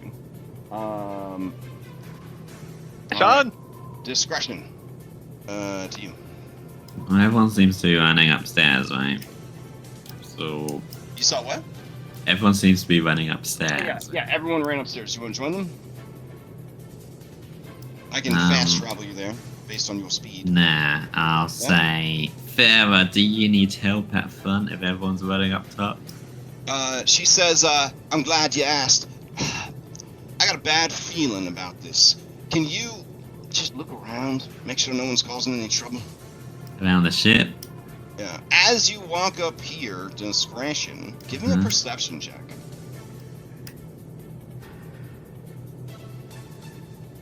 Give you a hidden one. Is. Okay. So discretion, as you come into sight in your dragon form of Hiram Bridges, Hiram Bridges does not seem too surprised that you are a dragon, but he may have seen you during the fight, which is why he's no longer surprised. But you're used to people having a reaction, and he just seems like over it, I guess. Farah, same reaction. She seems to be like not surprised at all that you are a dragon. All right. So she says, "Yeah, can you look around and see what's what?" Okay, I'm looking around. Where should I look? I'm looking around here. Seeing a suspicious businessman. Should I look around upstairs? The businessman, he looks around and says, "Me?" He says, "4." He leans in and says, if you got some spare clothes, you might want to change. She says that to him? No, she's to to the you. dragon. Wow, Why would she tell this guy to change his clothes? Oh. You're the one running around naked. No, I mean, but I mean, do you have like Incredible Hulk like sweatpants, like so that when you transform, you still got pants on, or? I'm asking. These are werewolf questions, you know. Like these are shape changer questions. well, Are you like tear away stripper clothes? Like every time you transform, there's just nothing left. You just. A very legitimate question that a mouse can have to answer very early on. Yeah, I may have to hire Cryptic Muffin to give me some fan art of a dragon wearing baggy sweatpants, depending on how you answer this question.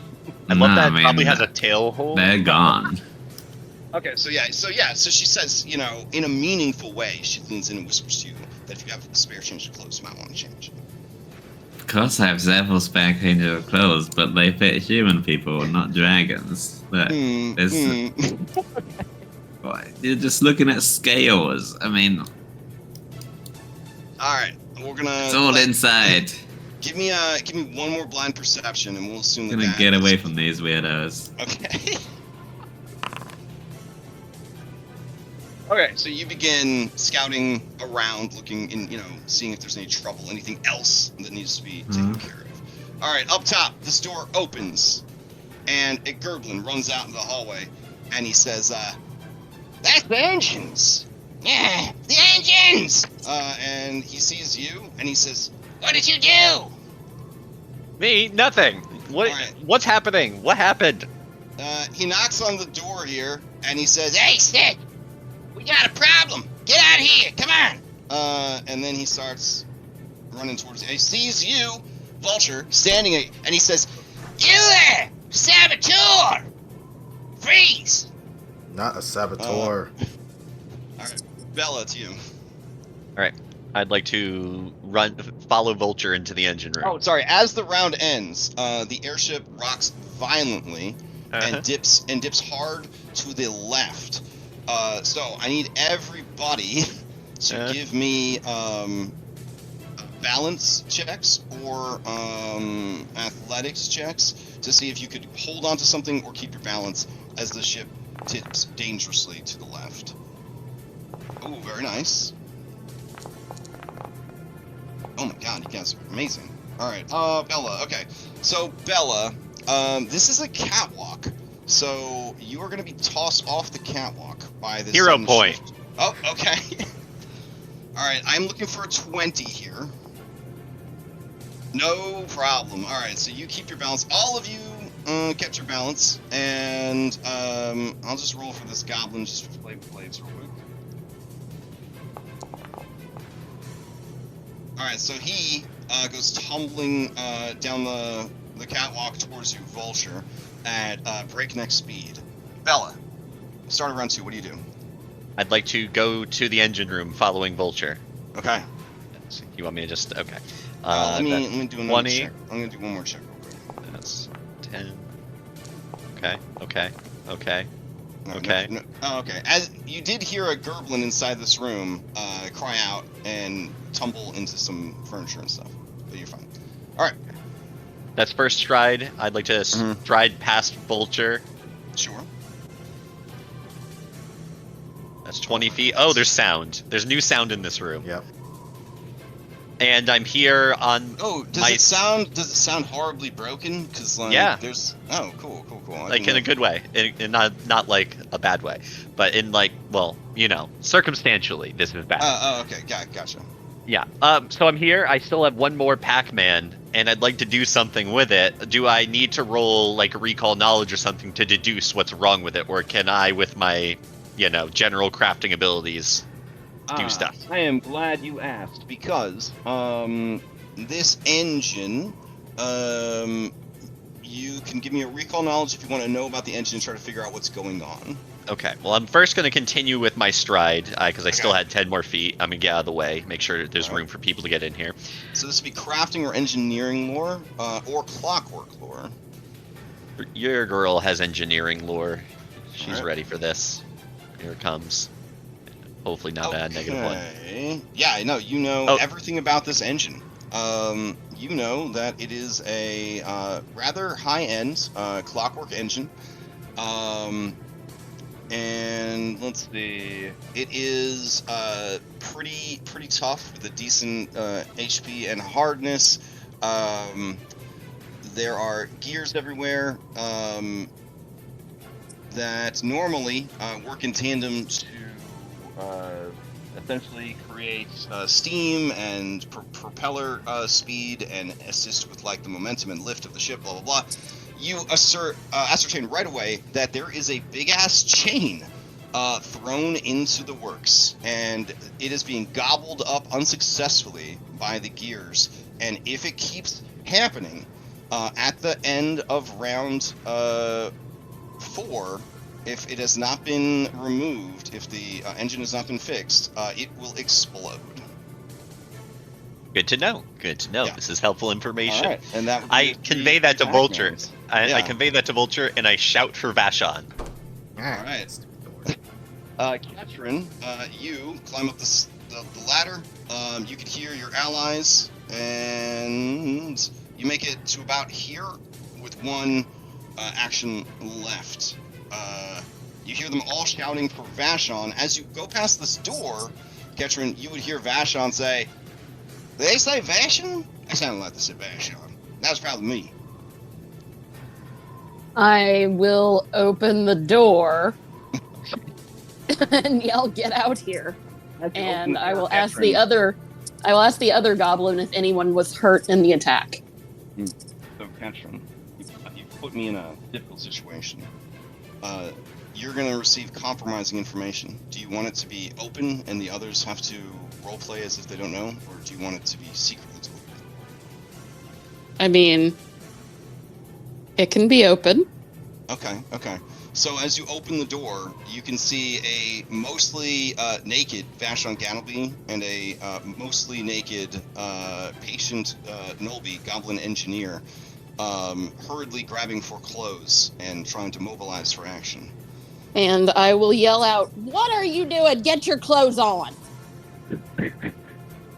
Okay.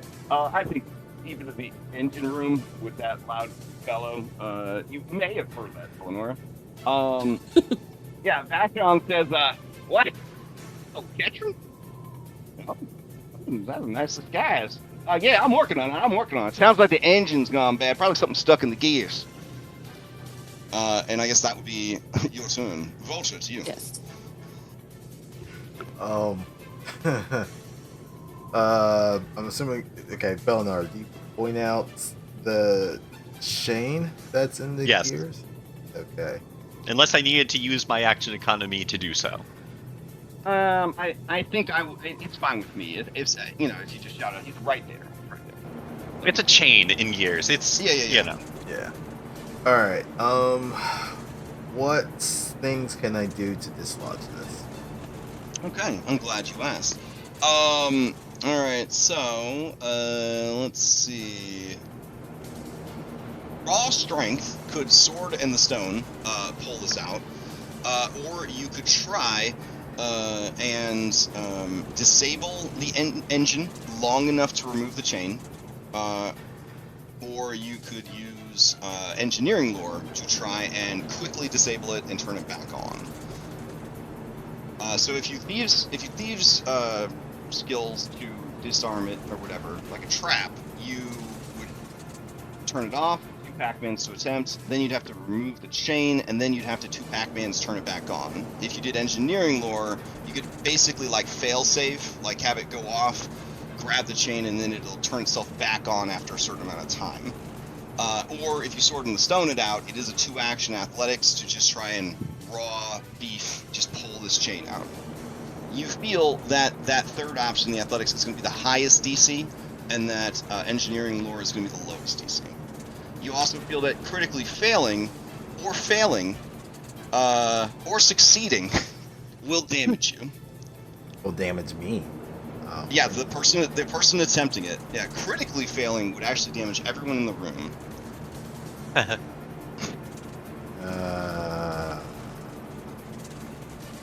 Okay. Well, I don't have engineering lore. I will disable device. That's my highest ability.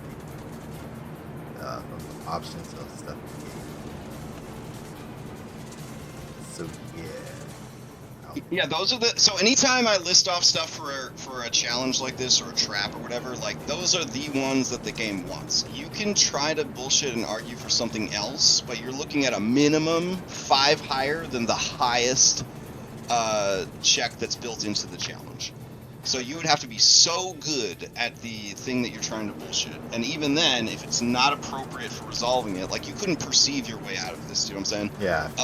Then I would say it doesn't work. Yep. All right. I have disabled device. That's a plus 13. Let's see what happens. Sure. Okay.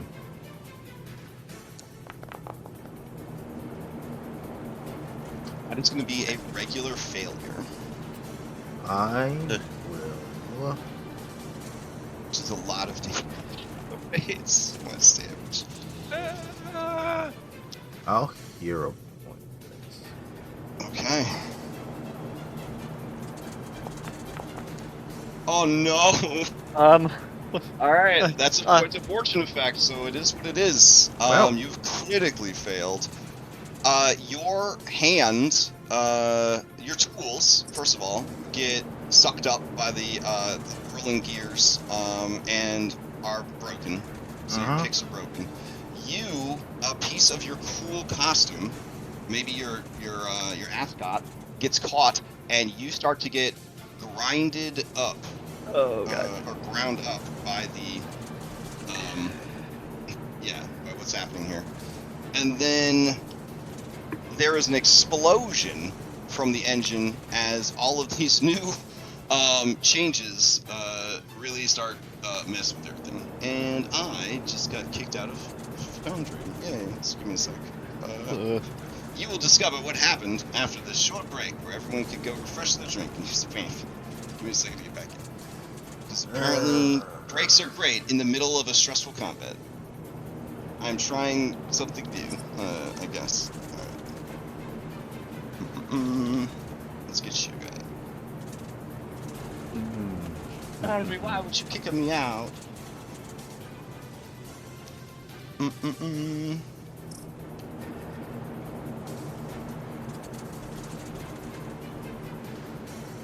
So, what I'm reading here, essentially, you have traded the chain for your body. That's what I figured.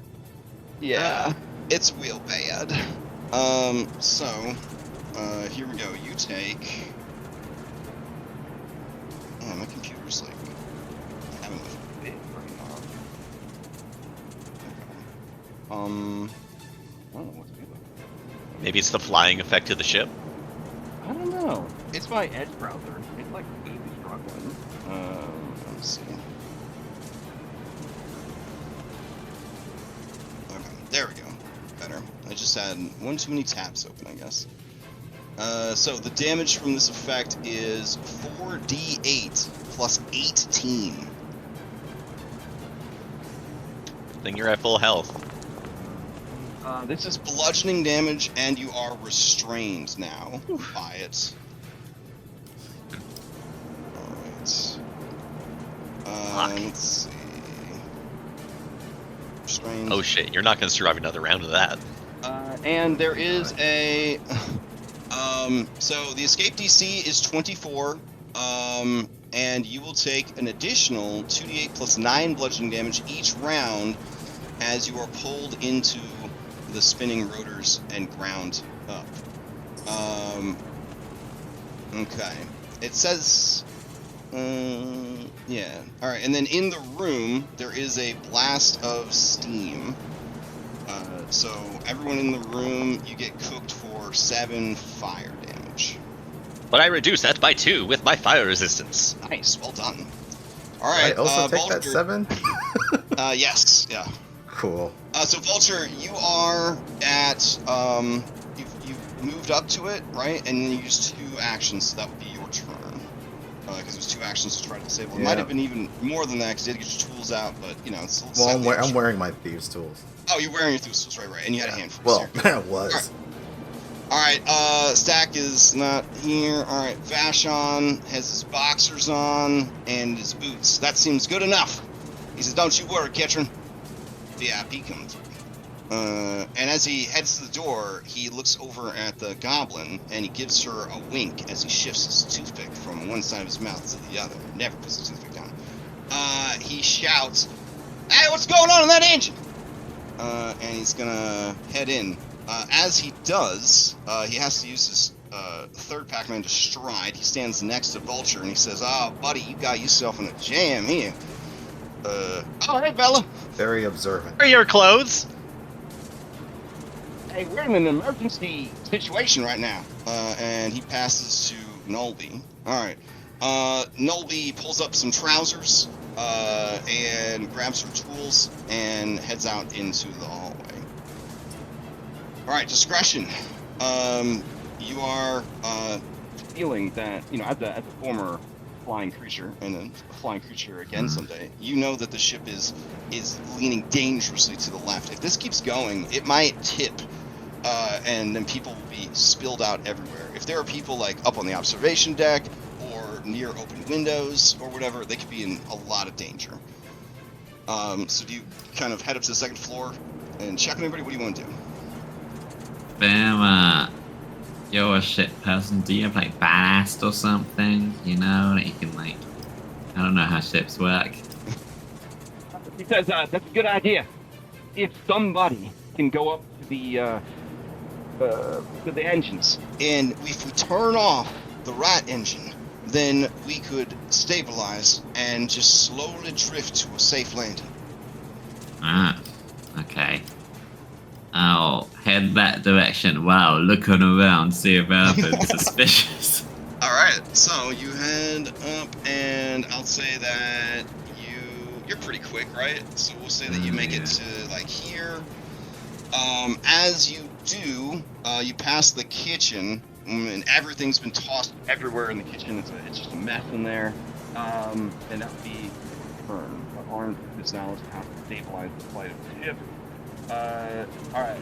This goblin, he's a professional. He should know that you can stabilize the ship, but he is so weirded out by this poorly disguised robot who is now being just killed just before his eyes. He is going to stride into the room. He is going to grab you, Vulture, and he's going to try and pull you out of the gears. So the escape for you is 24, but I'm going to treat getting you out as the same as pulling the chain free, which is a much higher DC. So here we go. Do you have the athletics to do this? Probably not. I could go poorly. Yeah. Oh shit! Holy shit! All right. So 28 is great, but not enough to pull you free, unfortunately. So it is a failure. And as he does, more steam sort of just like into the room, but it is only 1d8. For everyone? For everyone that's in the room, takes 7 points of fire damage. -2. All right, that brings us to top of the round, Bella. Bella, frustrated by the people blundering and get very suspicious of Vashon over there. She stays focused on her work, and I'd like to roll the engineering lore check to try to fix this shit. Okay. We have fanspirations, right? I've already burned through my hero points. Yeah, we have Just two of those. Two Pac-Mans. Here they come. Engineering lore, you will tell it to briefly shut down and then start back up. That should give Vulture enough time to pull himself free. How's it look? Unfortunately, No. for your engineering, you got Inspiration. You got a 21, and I need a 26. Oh my god. Yeah. Hold on. I have a recapturation. That's not going to do it. So yeah, I can't actually click on it, so I'm just going to roll another one, but I'm going to use a fanspiration if everyone's okay with that. Go for it. All right, here it comes. How'd I do this time? All right, this time you got a 32. You rolled a 19. All right. The engine powers down just long enough to pull the debris, which is Vulture, out. So, Vulture, your turn's coming up next. So if you're willing to pull free, then we can end this encounter. I used my last action to sense motive on Vashon. Oh, okay. Give me a sense motive on Vashon.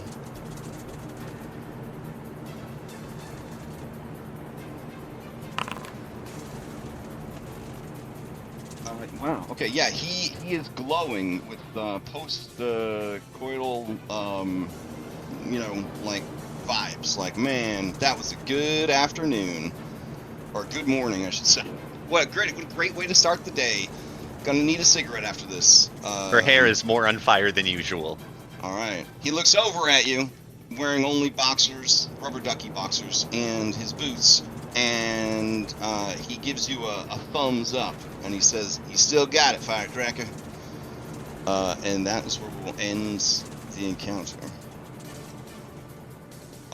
With the engine block clear, it starts to stabilize, and the ship starts to fly straight again. I will run up and start healing on Vulture. All right. Do you want me to roll it, or will we have enough time for me to say that he goes to full? It would be crazy if there was a third encounter back to back on this calm and peaceful airship ride. Hopefully, Vulture mentions that there's someone with their guts hanging out somewhere else, and that you shouldn't be paying attention to Vulture. Oh, yeah, I guess I would say, yeah, you would hear shouts now, Ketron, from the top of this ladder, and they would say, we're gonna need some help here. Anyone, please? Someone? I'm just going to lie down here. Go see to them on the observation deck, please. And Walter just goes. I will there. glare at him. in a don't die glare, and I will run to the other people. Yeah, Vulture's whole left arm is just like bent out of shape. It's real bad in there. All right, so you rush up to the observation. Oh, wrong ladder. Hold on. All right. Okay. You rush up to the observation deck. As you do, you can see a hand hanging from the railing. Maggie has grabbed the edge. Rickard has grabbed the Maggie with one hand and his guts with the other, and they're just dangling off the side here. Okay, well. She says, "Is someone there? We seem to have ourselves in a bit of a spot." Ah, yes, and I will run up with my healer's tools and start to heal. Someone does first and heal second. Or wait, do I need to pull them up first? Yes, for Sorry. sure. Yeah, they're acting here hanging up, and Rickard says, The third Maggie, encounter. we don't need to die here today, my love. And she says, "Rickard, I'll never let go." Okay, well, she says, "Just like when we rode on that intercontinental cruise ship that crashed to Iceberg." And he says, "I love you." She says, "I love you." Do you help them up? yes, I helped them up. To accentuate the point, isn't there a spinning propeller over here? Whew. All right. Nice. Okay. Yeah, he's in bad shape, but between you and Maggie, you can finish patching him up. But he's gonna need to take it easy. No more two-person four-manning a ballista during an airship battle. Like that's, not supposed to be happening. Ketron, as you work on these two, they look not to make it racial, but they're the most dwarf humans you've met in a very long time. They're just practical and stalwart and determined, and they know themselves. You know what I'm saying? They know themselves. They know each other. There's just a confidence and a calmness about them that the shorter-lived humans just don't seem able to master most of the time. Very refreshing. All right. So while you're working on them, they do ask you questions about yourself because you're a new face, and they say, "Maggie Thruss, pleased to meet you." Oh, hello. My name is Katrin. Katrin. I am a doctor. Okay. He says, "How convenient. That's exactly what we needed. Have you worked on the ship long?" And she just begins to ask you a lot of questions about your life That a person who does not like to lie is going to feel like real awkward about. But as you describe your life to them, they're like, "Wow, I'm sorry, but the elven Nephilim raised by dwarves? I can only assume. based on everything you're telling us, how extraordinary." Rickard and I have spent some time living amongst the Dungan holds and learning their ways and customs, and some of their secret trades. Oh. Yes, they both have the that one heritage feat, the adopted heritage feat. Very good. All right. So as you're working on them, and the ship is coming to terms with what happened, Jeremy is pulled off of kitchen duty to help dispose of bodies and also deal with the dead passengers. So that's what he's doing. So lunch will be to let know. Well, you're having grilled cheese sandwiches. All right. How do you guys want to proceed? There's a lot has happened. Bella Well, goes up I mean- to Vashon and is like, "So this is what you were up to while we were fighting for our lives." For your lives? It's a broken engine. Not like it was killing. Okay, it was almost. Have you killing. Have you been downstairs? I mean, I've been downstairs, but I haven't been downstairs. You know. You Listen. shit. That little cutie, she saw from out of the sky. She recognized the Vashon Galloway. She's a fan, you know? Like, she's a fan of my artwork. You know, she's a fan of our work. And, she had some questions she wanted to ask, and, it was loud, so we went somewhere private, and then, one thing led to another. And anyways, I'm glad that this engine situation is resolved and that our good friend, Vulture. Vulture. yeah. Oh, wait, are we using code names still? Because I kind of just told her everything. He pinches the bridge of her nose. God damn, you could have waited 2 hours and I would have fucked you. God damn. Whoa! I thought that ship had sailed. I thought, that's the past. If you two are going to continue arguing, please close the door. Yeah. Gavin says, "That Victor," and he punches Vashon in the nut. Thank you. Hey, Vulture. guess- You're not free. The goblins begin fighting. Oh, We can do it. That's me back on Gabby in there. And he says, "That's a goddamn hobo. That's what that is." And then they're just shouting at each other. It's very loud, and you are being pulled into it. She's starting to turn her head to try to pull one of the PCs into her family argument. Hey, Vulture. Vulture looks for an off switch. Just turn me off, please. Vulture, I know how to save a situation. All you need to do is turn off the whatever that engine is, the one that isn't broken. I say, engine's arriving way been- too late. The engine's been fixed. Just drag me to a room, please. Drag yourself.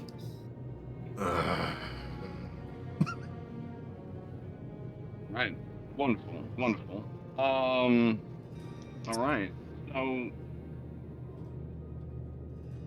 Where do you head now, Vulture? There's I don't rooms fucking nearby know if you just need a place to lay down. If you don't feel like taking the ladder, you just lay there on the catwalk if you want, I guess. I mean, that's what he was intending to do, and then this conversation. but between yeah, the but they're just Kermits- now they're just screaming. They're just screaming at each other now. It's just this horrible high-pitched sound in Goblinese or whatever Goblin language is. He just starts crawling back to Okay. all right, back in the engine block, Vashon says, "I'm not about to be attacked. Living my life. I don't know what kind of beef you have with me, but what we had, It ended, yeah? I guess so. You guess so. What am I supposed? How am I supposed to know what's going on here? Like, I thought you were mad at me because everybody in the city gave me credit for our invention. And then I find out that you were doing crimes. I didn't want you associated with the project because I don't want to lose the funding. I don't want it to have its name tarnished. So, yeah, I left you out of the report. I left you out of the report, and I didn't give you the credit that you was due because I didn't want to risk our idea being dead in the water because you went and got yourself in trouble with the law. And then I go and find out that you was framed. And then I feel like a real jackass about it. So I figured it was over. It would have been nice if you had given me the benefit of the doubt. But after everything we've been through, I can't believe you thought it was just over. And she storms away, and she goes to eat grilled cheese angrily. You leave him in his rubber ducky boxers in the steamy engine room to think about his life. Yeah, he kicks that barrel. Get out of here. So as you exit into the hallway, you see the Gerblins are still fighting it out. They're now punching each other, striking each other with tools. This is apparently a long time coming. It's hard to work with your sibling On a daily basis, especially in a high-stress environment like this. Don't work with your siblings. Mm-hmm. All right, do you say anything to them, or you just head down to get grilled cheese? I can hit the grilled cheese fast travel macro if you want. She just sneers at the female goblin and shakes her head and then walks away. All right, as you sneer at her, the goblin doesn't know why you're sneering at her, but she says, "Hi!" And then she goes back to beating up her brother. All right. So you go to the kitchen and shift to Cleaning up the kitchen, there's a platter of grilled cheese. Jeremy's nowhere to be seen. She just plops at the table and starts eating her feelings in grilled cheese. All right, fair enough.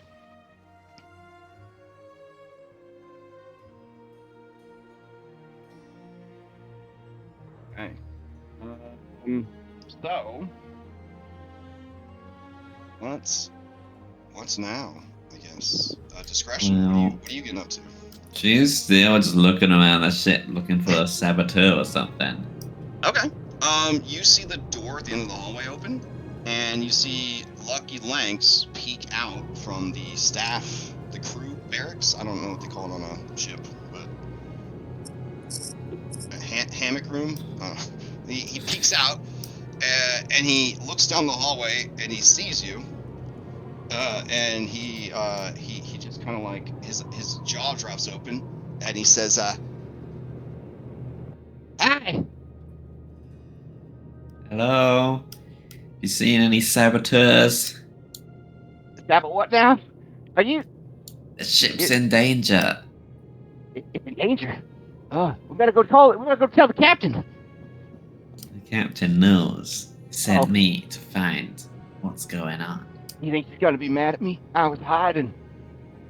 You were We're- hiding. Yeah, those deer guys, they scared me. To be fair, that was probably the right call, and that's why your heart's still in your chest.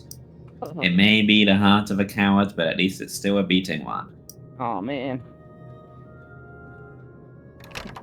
What's in this locked door? Oh, that's storage room. That's where the merchants have their gear stored. Okay. Yeah, Hey, Bella. only a few trusted people have the key to that place. You eat. Oh, is there grilled cheese in here? Yeah. Oh man, what's I'm going on starving. here? Hi, I'm Lucky. He says to you, Bella. You've met before. man. Those deer guys were pretty scary. And you see his hand shaking as he holds his grilled cheese sandwich and tries to muster the courage to eat it because his stomach is in knots. Does the captain know you're a dragon? Bella, I need your input. I say, ignoring Lucky. He tries to stifle back tears and swallows a big mouth of grilled cheese and says, What do you need? It must be some really good grilled cheese.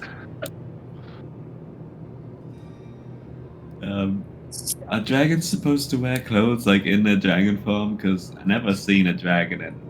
Well, Wear I'll tell you clothes that on. every time you're in front of me, I have to look at your butthole. But other than that, I don't think that they normally wear clothes. It's underneath my tail. What are you looking? I mean, tails move, buddy. But I only have 3 pairs of clothes left, and this is a long journey. If I go back in my normal form, then every time I turn into a dragon, they'll tear. I get through a lot, you know? Yeah.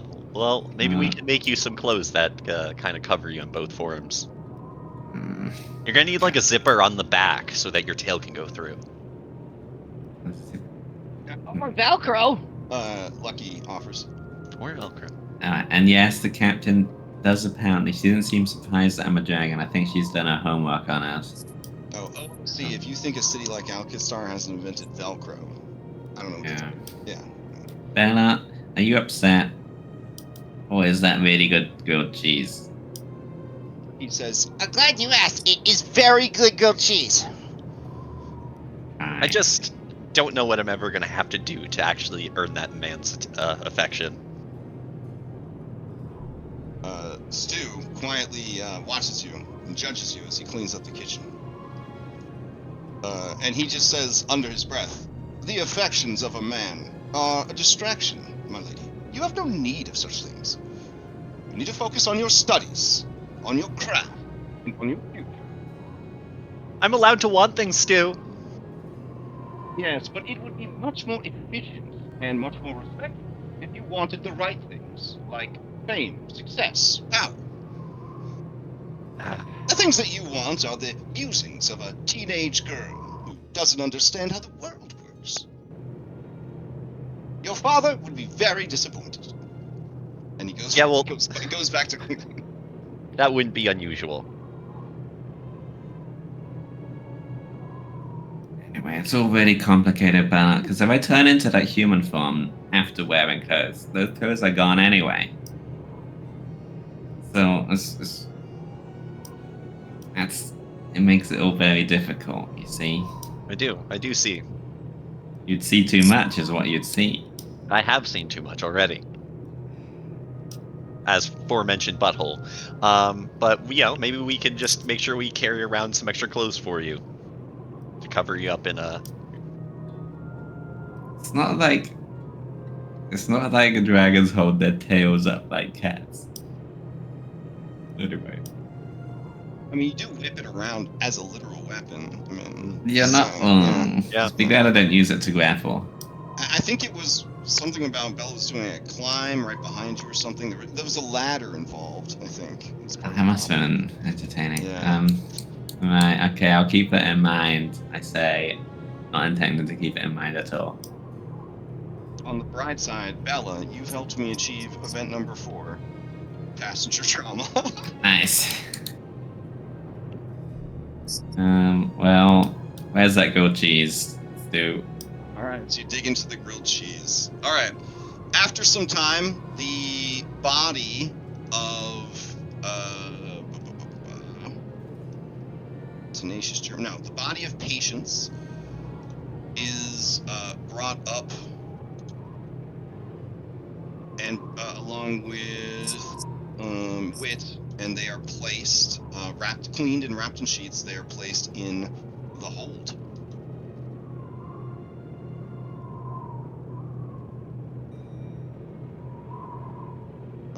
The bodies of the Puritans are pretty much unceremoniously tossed off the ship.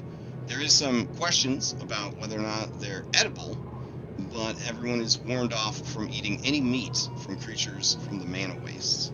That's how mutation spreads.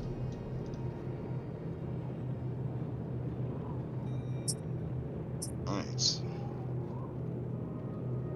I would assume that Stack the Deck would try and thievery take that dude's gunblade. Does anyone think that that is something that wouldn't happen? I was eyeing that gunblade, but sure, he can have it. All right, yeah. Hold on. You kind of have a lot on your plate Yeah. right now. He was just chilling. That's what I was thinking of before it became ground metal. Yeah. All right, here we go. Yes, he does so in a manner that no one notices. So during the cleaning and moving of the body, he secures it, and you hear someone walk into the room where you were resting, Vulture, and the door closes, and Stack kind of pulls from like his back / pant leg / under his mantle vest kind of thing, this fucking gunblade, and he says, well, that ain't all bad.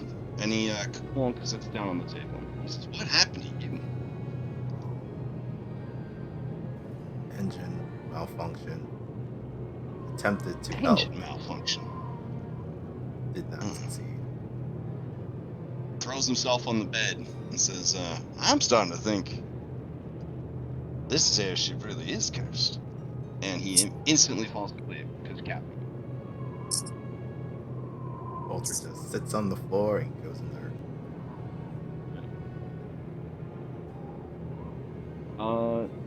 So, several hours back, The Gerblins finish their arguments and using some supplies stored in the hold and in the engineering bay, they repair the broken glass windows as best they can. There's still sort of an obnoxious, like, whistling sound of wind through boards because they did not have enough spare panes of glass to cover everything.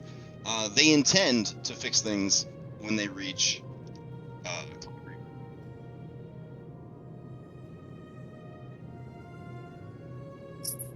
Alright, so, does anyone have things that need to do or people they need to talk to? Else, we can advance time.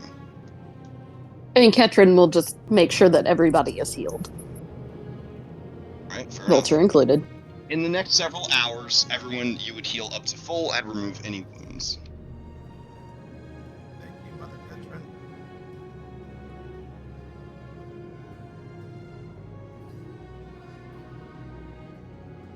When you are healing Duga, he just seems so sad. He is holding a blood-stained bag. It is the bag of cookies that Patience brought to share with him. staring out the window. I will remind him again to take her to the temple, and perhaps there is something they can do. Okay. Were I Strong enough in the divine art. I couldn't hear that. He says, were I strong enough in the divine arts, I try it myself?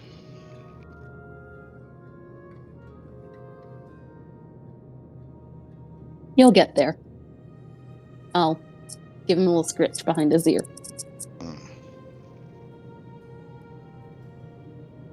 Okay. So, Afternoon begins to pass into evening, and the next few hours are relatively uneventful, unless you make them eventful. I think that Bellinor at some point would go up to the top deck to clear her head, and I wonder if she'd run into Maggie and Rickard up there, kind of like hanging out after the battle. You would catch them on the way to their cabin, I think, because they were told right. by Dr. Katrin that he needs some bed rest.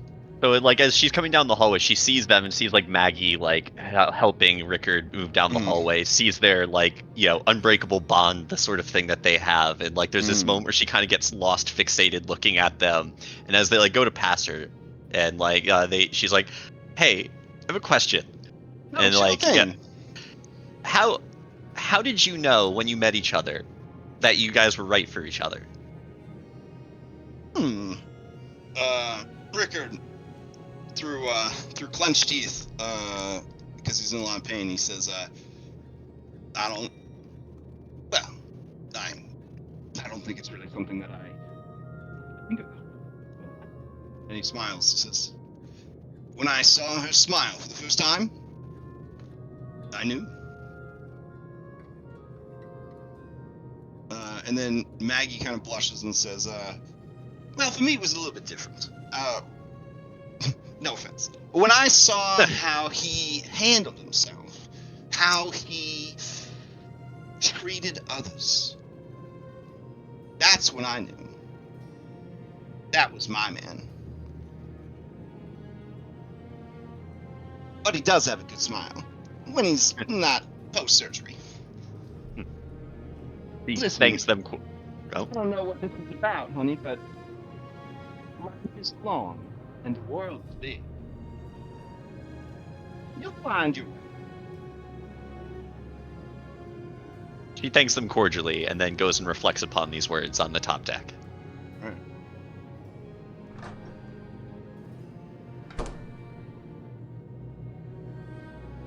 Okay. You head up to the top. So you're heading all the way up to the observation deck. Yeah. All right. So you spend a few hours up there, and as evening starts to settle in, you see that the ship is headed towards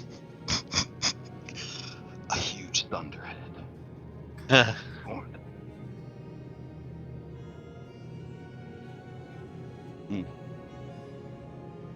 right. Good stuff. All right. You gonna let anybody know, or do you just Oh, yeah. watch the approaching storm? No, she's gonna get on the horn and make sure that everyone's aware of the situation, and she'll, in her usual way, recall knowledge if that's a thing that she needs to do. Yeah, sure. Give me a recall knowledge. This is heavily a nature or weather or mana waste. Or mana waste lore. It'd be really... You rolled for cameraman. Can you roll for... Yeah, give me 1 second. Yeah, give me 1 second. This cameraman is active. He's rolling all over the place. Just stalking everybody. Not gonna miss a single thing. Nope. It's just a barrel rolling ass over tea kettle across the ship as it tilts and sways. So you are tired. You don't critically fail, but you don't really know. I can't. It could be a storm. Yeah. But it could also be a mana storm. If it's a mana storm, that could be real bad because they bring with them active wild surges. All right. I convey that to the group and I tell everyone to hunker down and get ready. Right. Hearing your words, Pharaoh Winslow says, "You heard her. Everybody, I'm gonna need you at your best tonight. We ain't slowing, we ain't stopping, we ain't landing. We need to weather that storm." She winks out the window and she says, "I'm gonna bet everything I got that that's a mana storm. So we have no idea what's coming towards us. What we're headed towards. But we do know what's on the other side. Our destination. My recommendation, eat your fill, go to your cabins, and when things get rough, you go under the bed. They're bolted down, so they should keep you safe." She's saying this to the regular passengers, not to you guys. But you guys could take her meaning to be, us too, be safe. Does anybody take that meaning and start to head towards their rooms so they can be safe? No. No. No? Okay. All right. After the Reggies have kind of left, she says, "So, you five, we don't know what's going to be happening. And I have reason to believe that, well, according to my engineers and my own intuition, that engine was sabotaged. That chain did not just fall into those gears.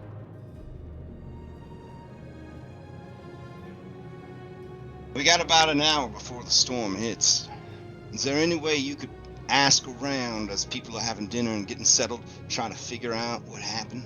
Whereabouts of people, that sort of thing? Feels terrible knowing I can't trust everyone on this ship, but then again, I don't know everyone on this ship." It seems insane to sabotage an airship that you're on, but who knows? Well, here's the thing. It turns out I have some very troublesome I've agreed to transport.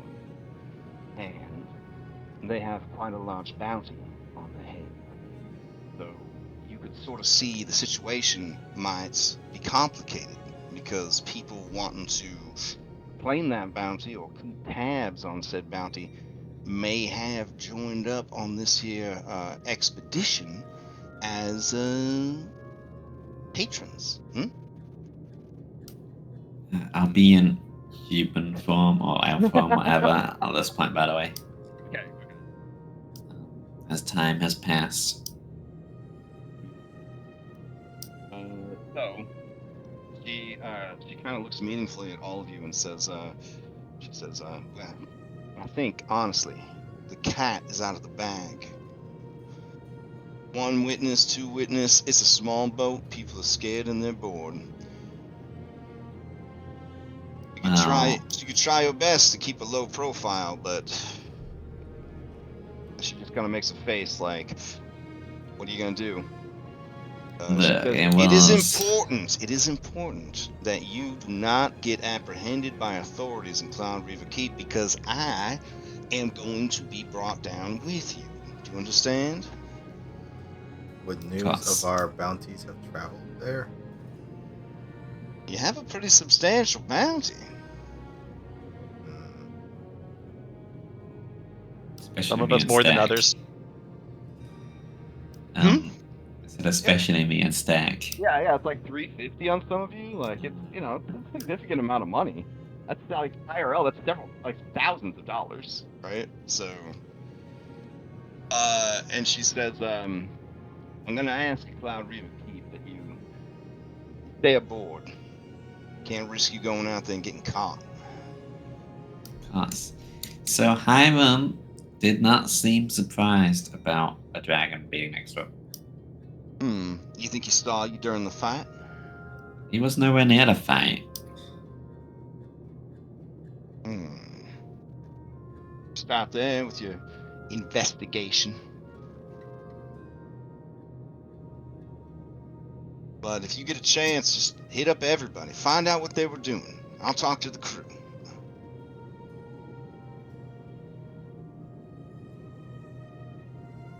Report back with whatever you have. And if possible, I'm gonna need all hands on deck, including yours, when we hit that storm.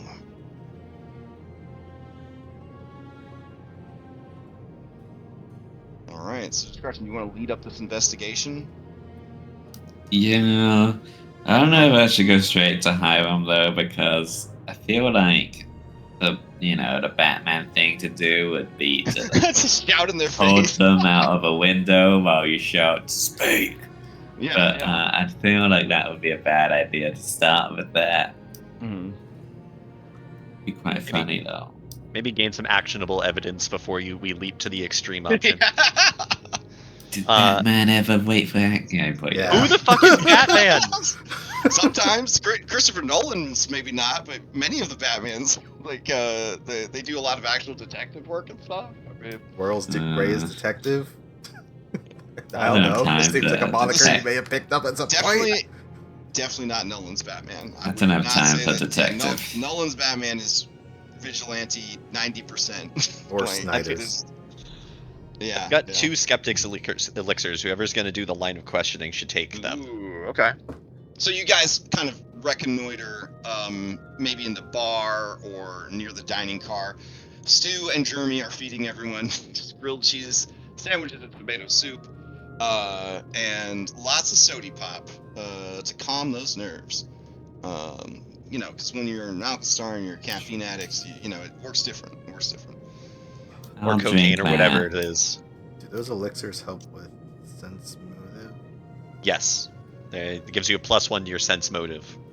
So during the game of poker, Gus has become enamored and best friend enamored with Tankira, who finds him to be delightful, and the two of them seem to be inseparable. Wait, they've been playing poker this whole time. No, they've been, after everything happened, they were playing Harrow the Gathering. It's like Magic the Gathering, but in Pathfinder land. So they've just been playing like non-stop games of that in the game room.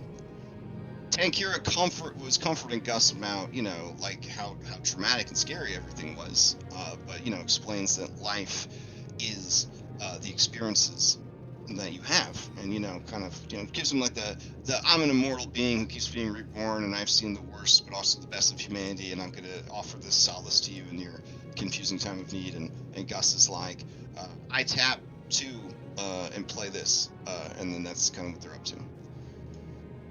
But the aroma of this grilled cheese is too great. Ignore. Maggie leaves Rickard and comes down to get food to take back up to him. And Sarah Winslow is giving her crew a chance to go and grab some food before the shit hits the fan. All right. And Tom Gordon would be waking up because he's actually been sleeping all afternoon because he's going to be managing the ship at night. So he'll be having grilled cheese for breakfast. So, where do you want to take things? What do you want to do? Stack is so sleepy that he's not waking up for the scene. It's so weird. So weird.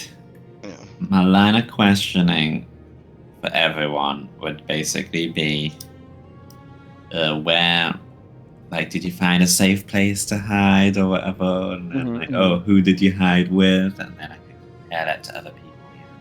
Okay. We could simplify this whole thing with your awesome gather information feat in 1 hour, because you have 1 hour or less. This would be a great way to just, you gathered all the suspects, and then you're going to Puro this thing with a single amazing check. Okay, just a diplomacy. Yes, but for this, I would give you the item bonus from the Skeptic Elixir on top of it. Well, if this is a diplomacy check, she would have given her Silver Tongue elixir, which would give her a +2. Okay, even better. You get a +2, and you take that away. Drugs. For everything. Yeah. 27. It's basically just America. 27. All right. I think gather information has to be a secret check. Does it? Oh, I guess so. Yeah. All right. So give me a secret check. You got 27 off an 11, so you should feel pretty confident regardless. Oh, blind. Item. Okay, so with that check, let me see. Yes. You know that Hiram Bridges and his wife Asteria Wystone, were accounted for during the entire fight. They were here, and then in the aftermath of the fight, they were here, being relatively traumatized.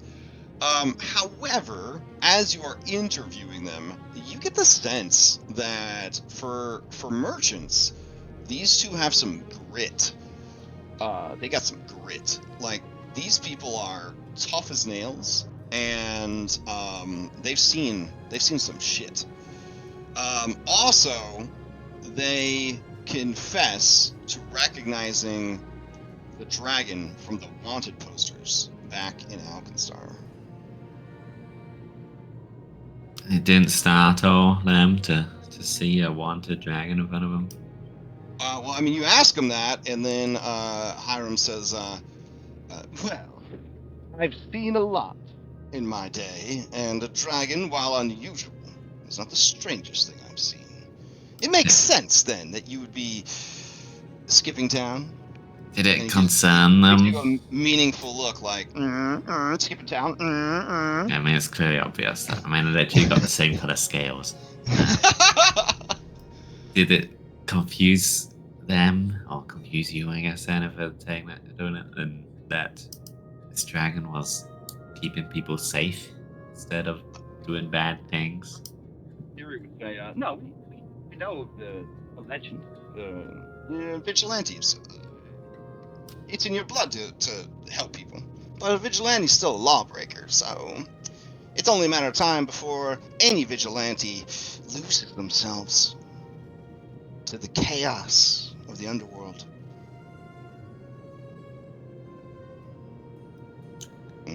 Quit until they drag me back in. Alright. And the All right. So then, as you continue your thing, Maggie and her husband were on the observation deck the entire time that the sabotaging and the Periton fight took place. Usuvu was right there, being attacked and not very effectively, and then saved. Some would say with mixed results by Wit.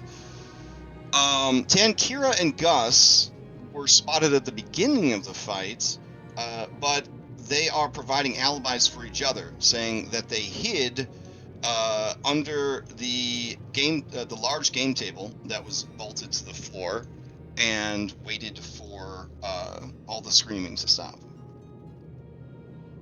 But it's basically them providing alibis for themselves. You guys remember Gus from the bank? He's a shady character.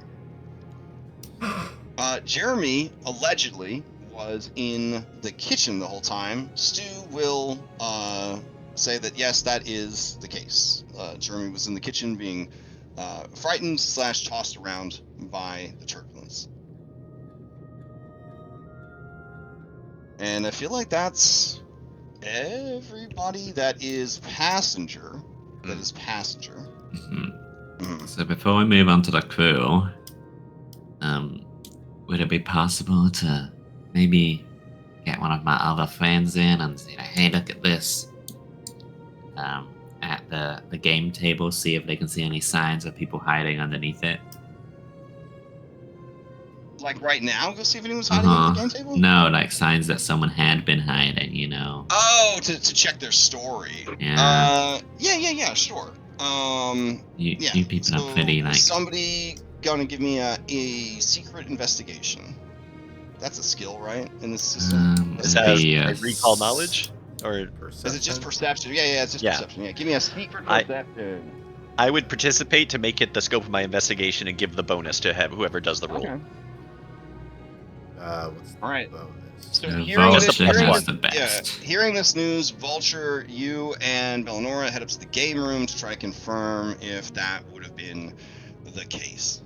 All right. With that, very so you haven't rolled yet. I'm waiting for it. What's the bonus? +1.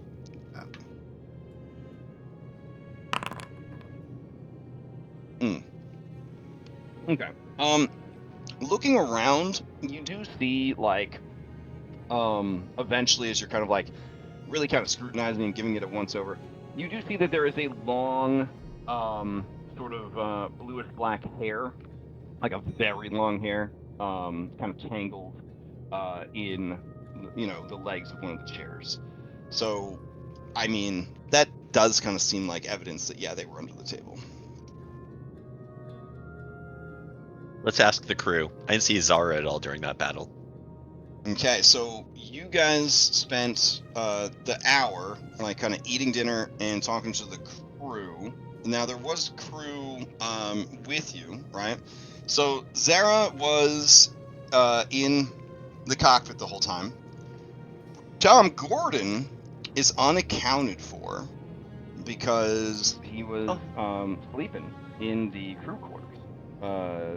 Right? To because he's the night captain, you might say. So he was trying to get some rest. The ship had already been underway, and then he had been dismissed and sent to his cabin. So he was in his cabin alone during the attack and the subsequent sabotage sequence. Also, Lucky Lanks, who is not currently in attendance, was down here during the fight, but also went upstairs. And Bella, you did see him by the kitchen, and then later, Discretion, you saw him peeking out of the crew cabin. And then the engineers, during the Puritan fight, were quote-unquote unaccounted for, as was Vashon Gattleby. And then during the sabotage sequence, they came out of their respective rooms / offices and joined in the assistance of trying to stop the sabotage, one might say. So it seems like these two would have to be in on it together, or at least one of them is lying to cover for the other one. Tom Gordon, Lucky somehow had enough time to do it, or one of the Gerblins, or Vashon Gattleby, or there's another person on the ship that's unaccounted for. Mr. Fly. A stowaway? ... If he is on the boat, I am gonna shoot him. But I guess with that, then Vulture's is gonna start doing a sweep of each floor by floor, seeing if there are any stowaways. Bella will partner with him, giving him a +1 bonus. Okay. As you guys are doing this, you hear over the intercom Farrah Winslow say, "Whatever you're doing, you gotta put it on hold. We're about to hit that storm."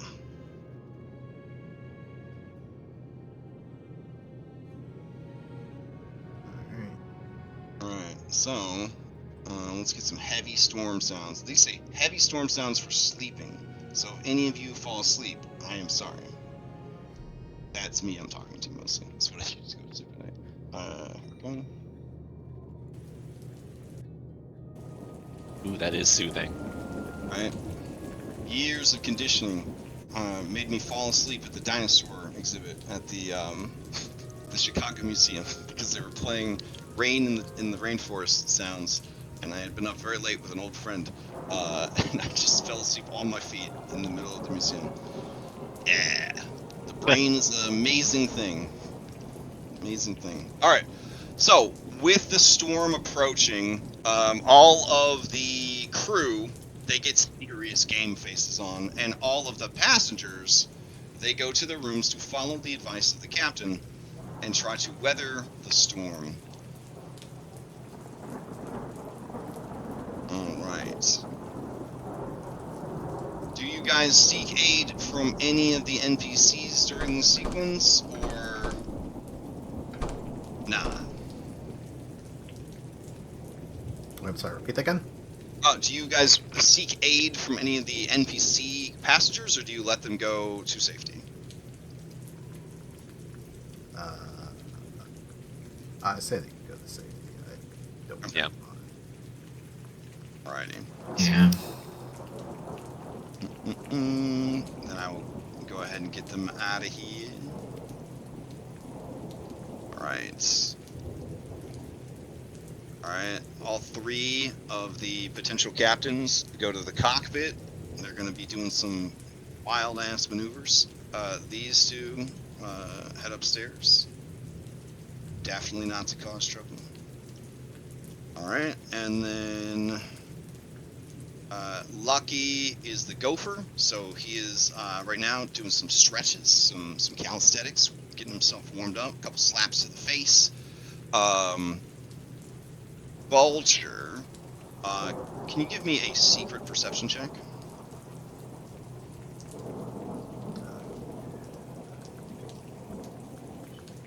Perception. Right button. Button.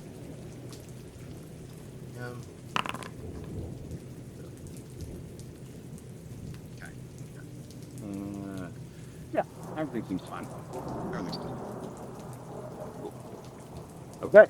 So, this Event, and it is that there's a bad storm, which means the ship is going to be tossed about each round, which is a whole thing. And then there is a wild magic effect as part of this mana storm that will occur. So where do you guys want to be placed without knowing what's coming? Just that it's going to be a storm with a persistent wild magic surge. How do you want to proceed? Where do you want to stand?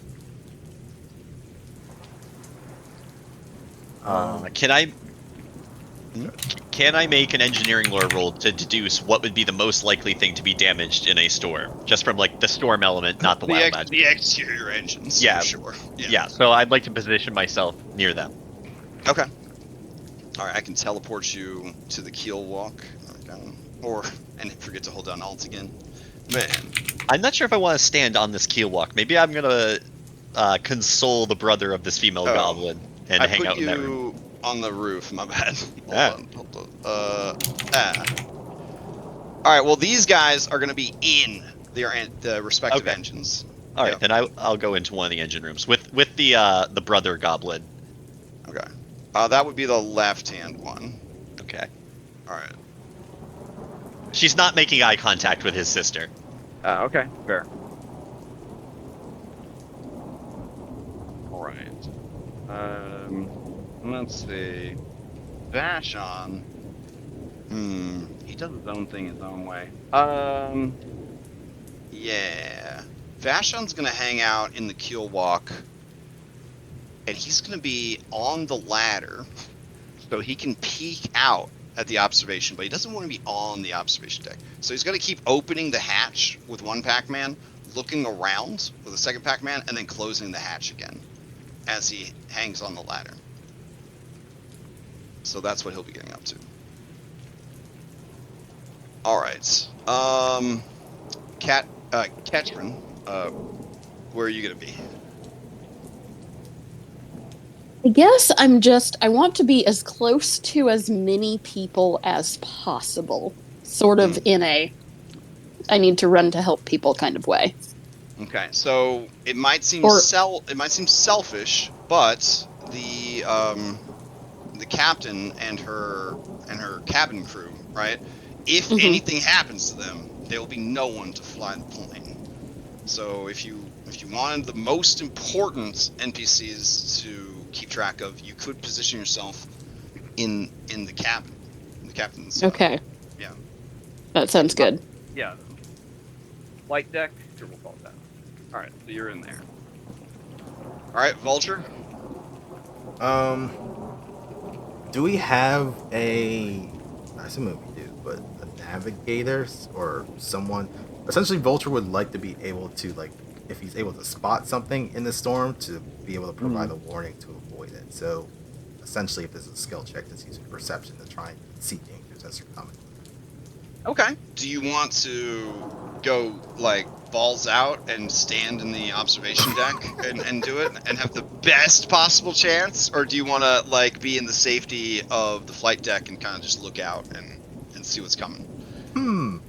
Earlier Or events almost do you had my want to ass take ground do you want up. to take the you want to take the middle ground and like knock some of the planks off the broken window and lean out, so you're not like up on the observation deck during a thunderstorm, but you're at least able to kind of peek your head out and look around. I'll take the safe route and be with the captain. Okay.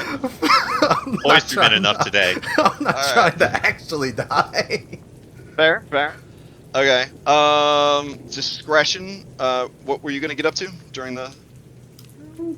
Like, where do you want to be positioned? I guess, depending. Not knowing exactly what's gonna happen here. I think next to the ballista would be good, especially so if someone you want to would be up top? find me. Oh my god. What about? Oh, it's gonna be where things happen anyway, really, unless things happen inside the ship as well. But why do things happen inside the ship? I'm not saying I could use some backup over here, but like if a strength-related challenge comes in, I'm not gonna be able to help it. My Alright. way's better. So a ballista does have Some crew stuff that it Yeah. needs to operate. So doing it by yourself is gonna be pretty It tough. wouldn't work, no. Where did better go? I'm in near the engines, and there's 2 engines which I would not be able to manage by myself. Right, I'll go make my way.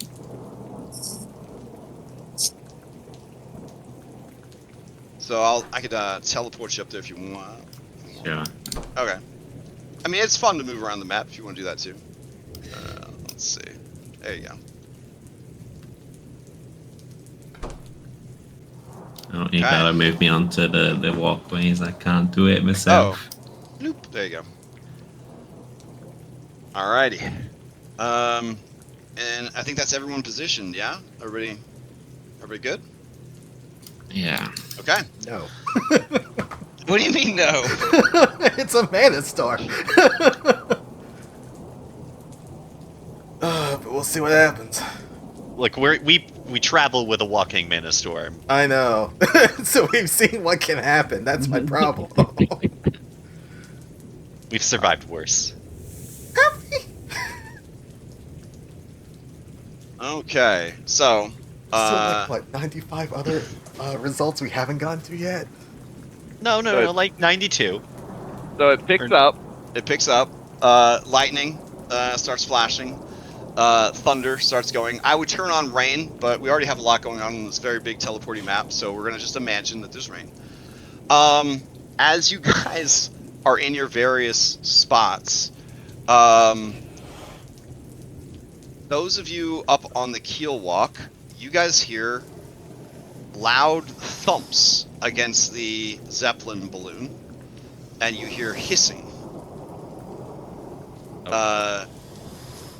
Vashon opens the little, the trapdoor, the panel to look around, and immediately lets out a scream, and is going to fall down the ladder to the ground prone, and you take half the damage of the fall, so 10 points of damage. Yeah. And be prone. Down in the flight deck, Hetron and Vulture, you guys watch as snakes of all sizes are just raining. Just falling past the window. Snakes on an airship? I'm sick of these motherfucking snakes on this motherfucking airship. Just how to do it now. And so, these snakes of various sizes are going to inevitably find their way in through vents, through, say, an open porthole on the observation deck. Maybe some broken windows that were boarded up but not completely fixed.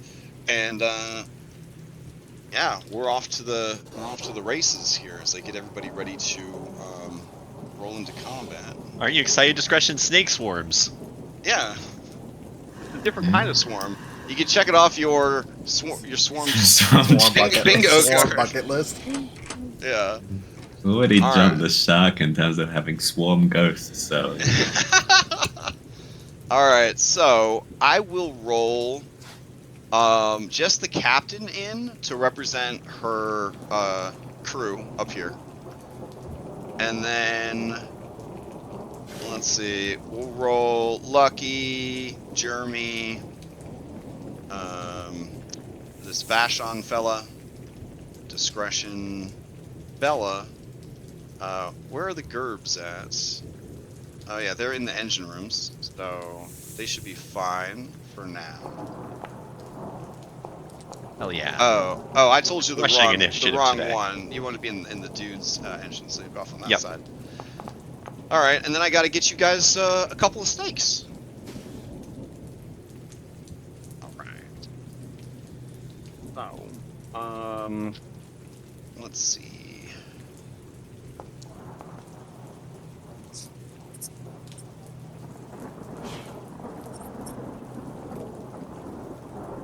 Okay, roll those into initiative. Also, if snakes are a triggering thing, like they're hissing and whatnot, I can turn that sound effect off in the background. But just let me know.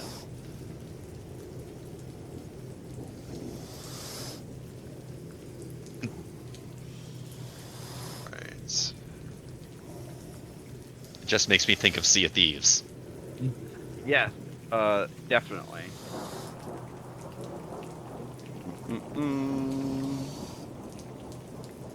I know there's a snake in a bush around me.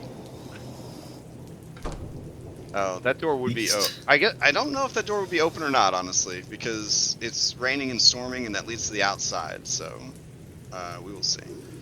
Toggle. There we go. And then down here,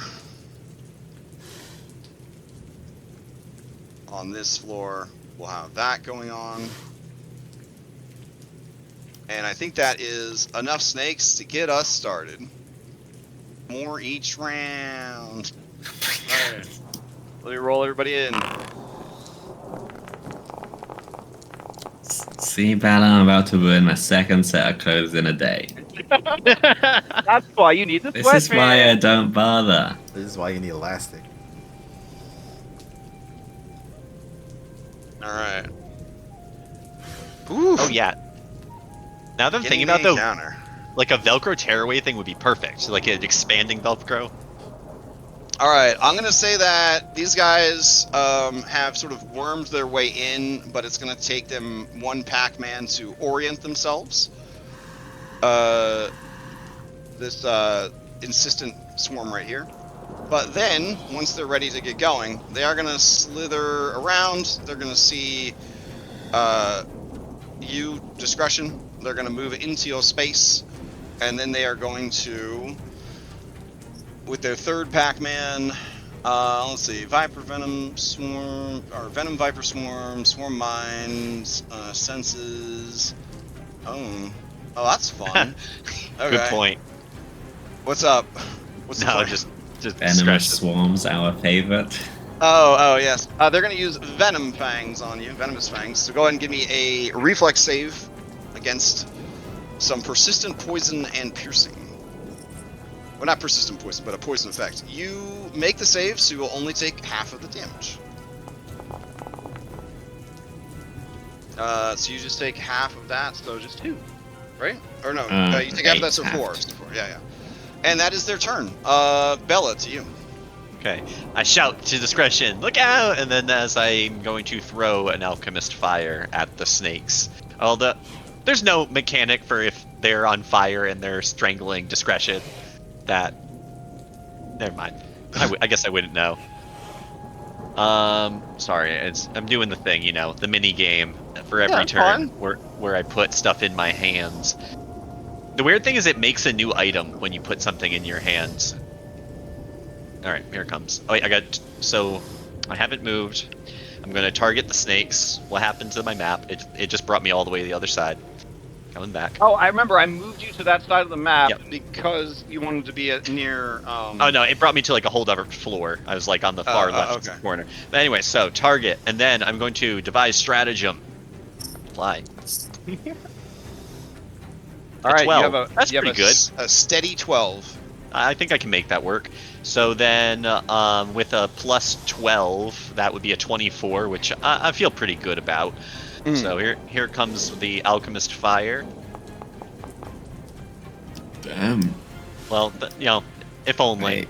So Yeah, it was actually oh, a 20. yeah, I it was didn't roll, did it? 24. Yeah, 24. Yeah, it's, So it's a regular hit. I'll take the safe bet. Okay. Okay. All right, that is going to hit. Here we go. They take extra damage because swarm, and they have persistent fire on them. So you're now covered in flaming snakes. Discretion. How's that? I hope that doesn't burn you, discretion. I'm sorry if it does. And then with my last action, I will recall knowledge on these snakes Sure. for snake lore. I don't have snake lore. Snake lore Hold would be on. a very easy DC. As it is, Yeah. these just look like vipers of one form or another, so it shouldn't be too bad. It's going to be nature is the lore we're looking for. Well, you're not allowed to critically fail, but you did. So you just. But I don't- can't. Yeah, you just don't really know. But I snakes. Yeah, right. Yeah, fair. Yeah. They are snakes. All right, Vulture, to you. All right. Oh, I guess the captain would turn to you and say, I think there's enough of us here. Are you willing to check on the rest of the crew? I don't know where them snakes will be getting in, but I'm worried about the bar. I think I got Jeremy posted there just in case. Aw. Affirmative. Then he will. Well, first things first. One shot. Then I can draw my weapon. Got that.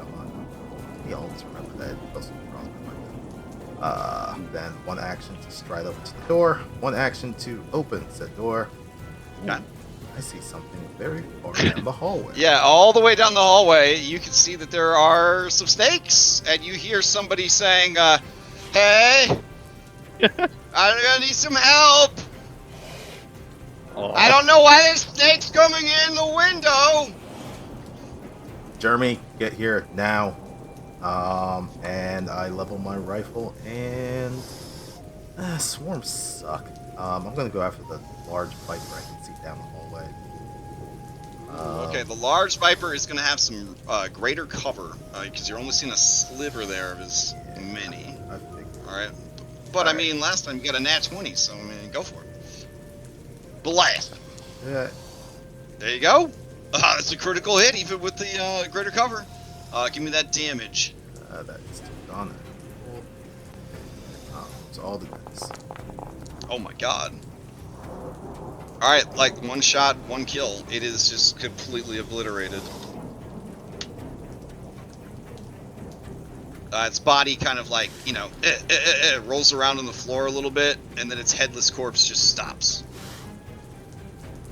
Jeremy, run. Alright. And that's all the actions. Alright, back up top. You hear Vashon around the corner, and he's like, Oh man, snake. on an inch. Yeah. And as he says that, snakes begin to rain down. From the open hatch. They take a little bit of damage on the way down. They spend one pack a man to right themselves. They see there's a Vashon right there. They slither into his space. And then they activate their venomous fangs.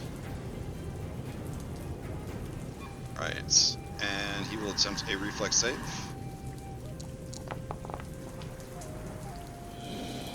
He fails. So he's going to take the full damage and have to make a poison save. Against Viper Swarm Venom. Alright, so here we go. Fortitude save. He's gonna fail. And he takes an additional 3 points of poison damage. and is now stage 1 poisoned. Okay. Hi, Sean. Fine. I mean, it's not like, you know, you made your love confession and then he died right afterwards. That would be terrible. There Alright. it goes. Pathfinders. Play passes to Tenacious Jeremy. Tenacious Jeremy is going to step, and then eyeballing the snakes. He's going to step one more time, and then he's going to run for it. I guess it would be here. Alright. Play passes to Sensible Giant Viper. Alright. Sensible Giant Viper is, I don't know. It was magically generated. I'll let it do weird fucky things. I'm gonna do odd or even. Which door it opens? I've seen snakes open doors. Alright, so it opens this one. And then it sees there's a discretion in there. So it is going to, second Pac-Man, move to here. And then, let's see, it is going to use Coil. So the next time it attacks, it has a reach of 10 feet instead of 5 feet. Which I just think is such a fun design for a snake, to like coil up before it strikes. I don't know, I think that's really cute. Anyways, so it was 1 to orient itself after being birthed into reality, a 2nd to open the, no, this one was fine. So open the door, move here. Okay, got it. Alright.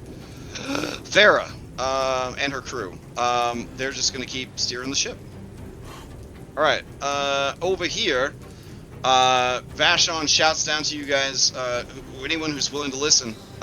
Maybe you guys can see each other across the way here. He shouts, hey, don't you worry! It's just about 50 or 60 snakes. I got this. As he says that, about 50 or 60 more snakes fall down the open hatch. They take some damage from the fall. And then they spend 1 Pac-Man to orient themselves. And then they will target Vashon. They got 2 actions left? Yeah, they will Venom Spritz. Nah. You know what? Those snakes have that. These guys are going to move on to greener pastures. So they're going to slither this way and fall down that ladder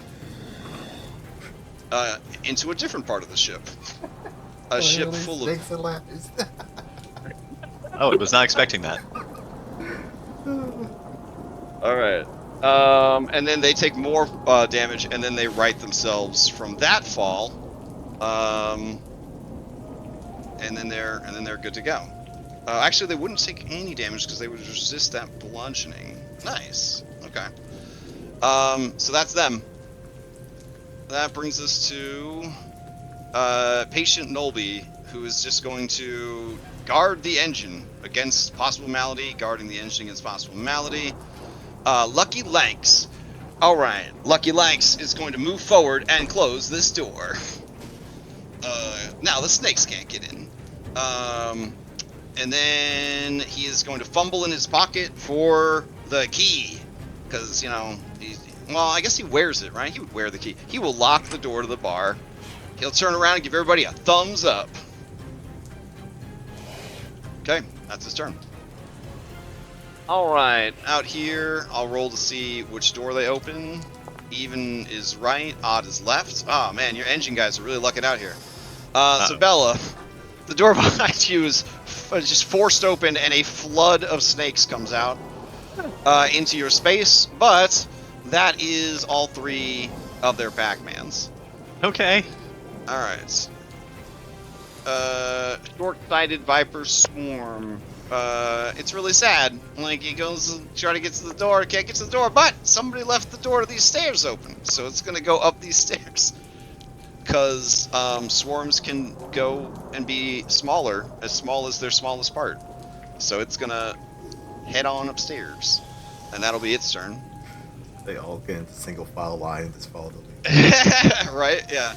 1 long snake rope. Yeah. Discretion to you. You are surrounded by flaming snakes. There's a coiled giant viper right here, and you see wet confused vipers just flooding in the door all over Bellinora. To the north, you hear Vashon just saying ouch a lot as he is just bit and poisoned over and over again.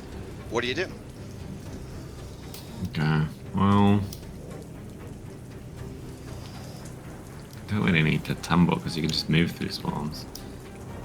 Really glad I asked you to be up here. Yeah. I know you're probably not glad, but Bit annoying.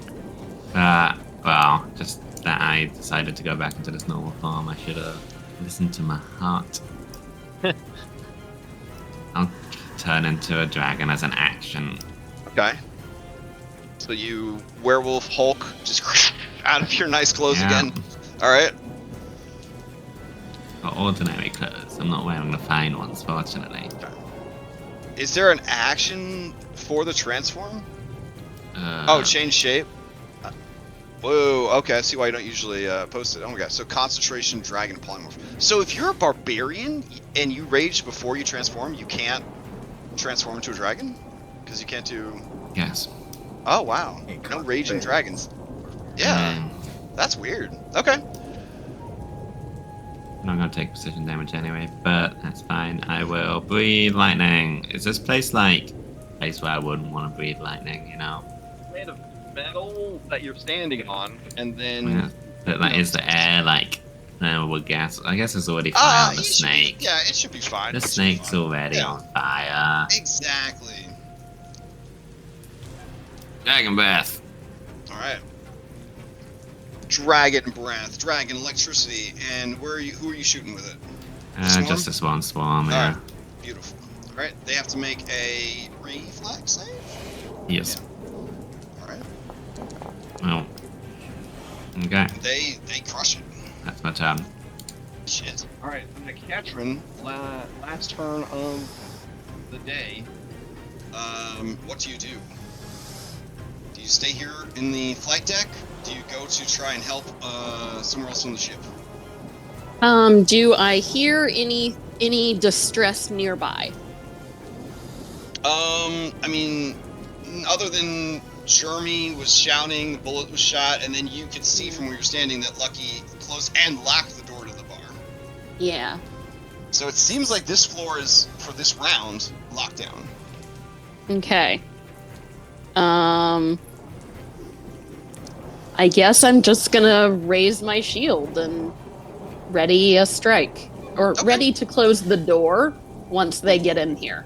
I like that. Okay, great. Let's put that in the chat. Catron to text, ready, and action to close door. And then we'll pin that as well. Right, beautiful. And then we're leaving off on lanky giant viper's turn.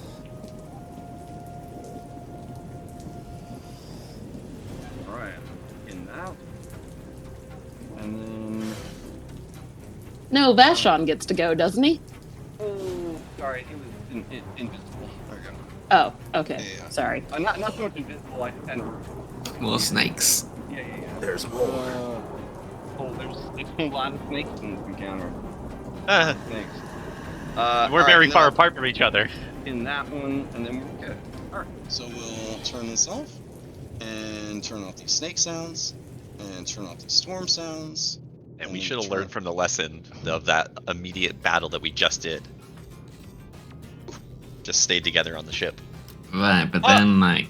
Well, it's tricky, right? Because Yeah. all of these encounters, and this is my experience from running this already with Sunset, these airship encounters were very different in their feel, right? Because you don't know where to be, and Right. if you need to change locations, there's a combination of meta knowledge, right? You don't know if you need to be somewhere else right now, right? Yeah. And then Right. there's also like, how do you cover that distance without like a cheetah's elixir or being a monk or, you know, something like that. So it's very much like, am I in the right place at the right time, or am I in the wrong place at the wrong time? And so it does add that extra level or layer. And then you could have 3 people and 1 snake, or you could have 1 person and 4 snakes, and that's a very different encounter, right? Mm. So yeah, what I've noticed is these airship encounters were very exciting, but also like had the potential to be very deadly because of just everything being across 4 different floors, and then there's the whole like falling off the airship. I mean, that's the end of your character, right? It's when Yeah. Yeah. Question: what happens if you fall off this walkway?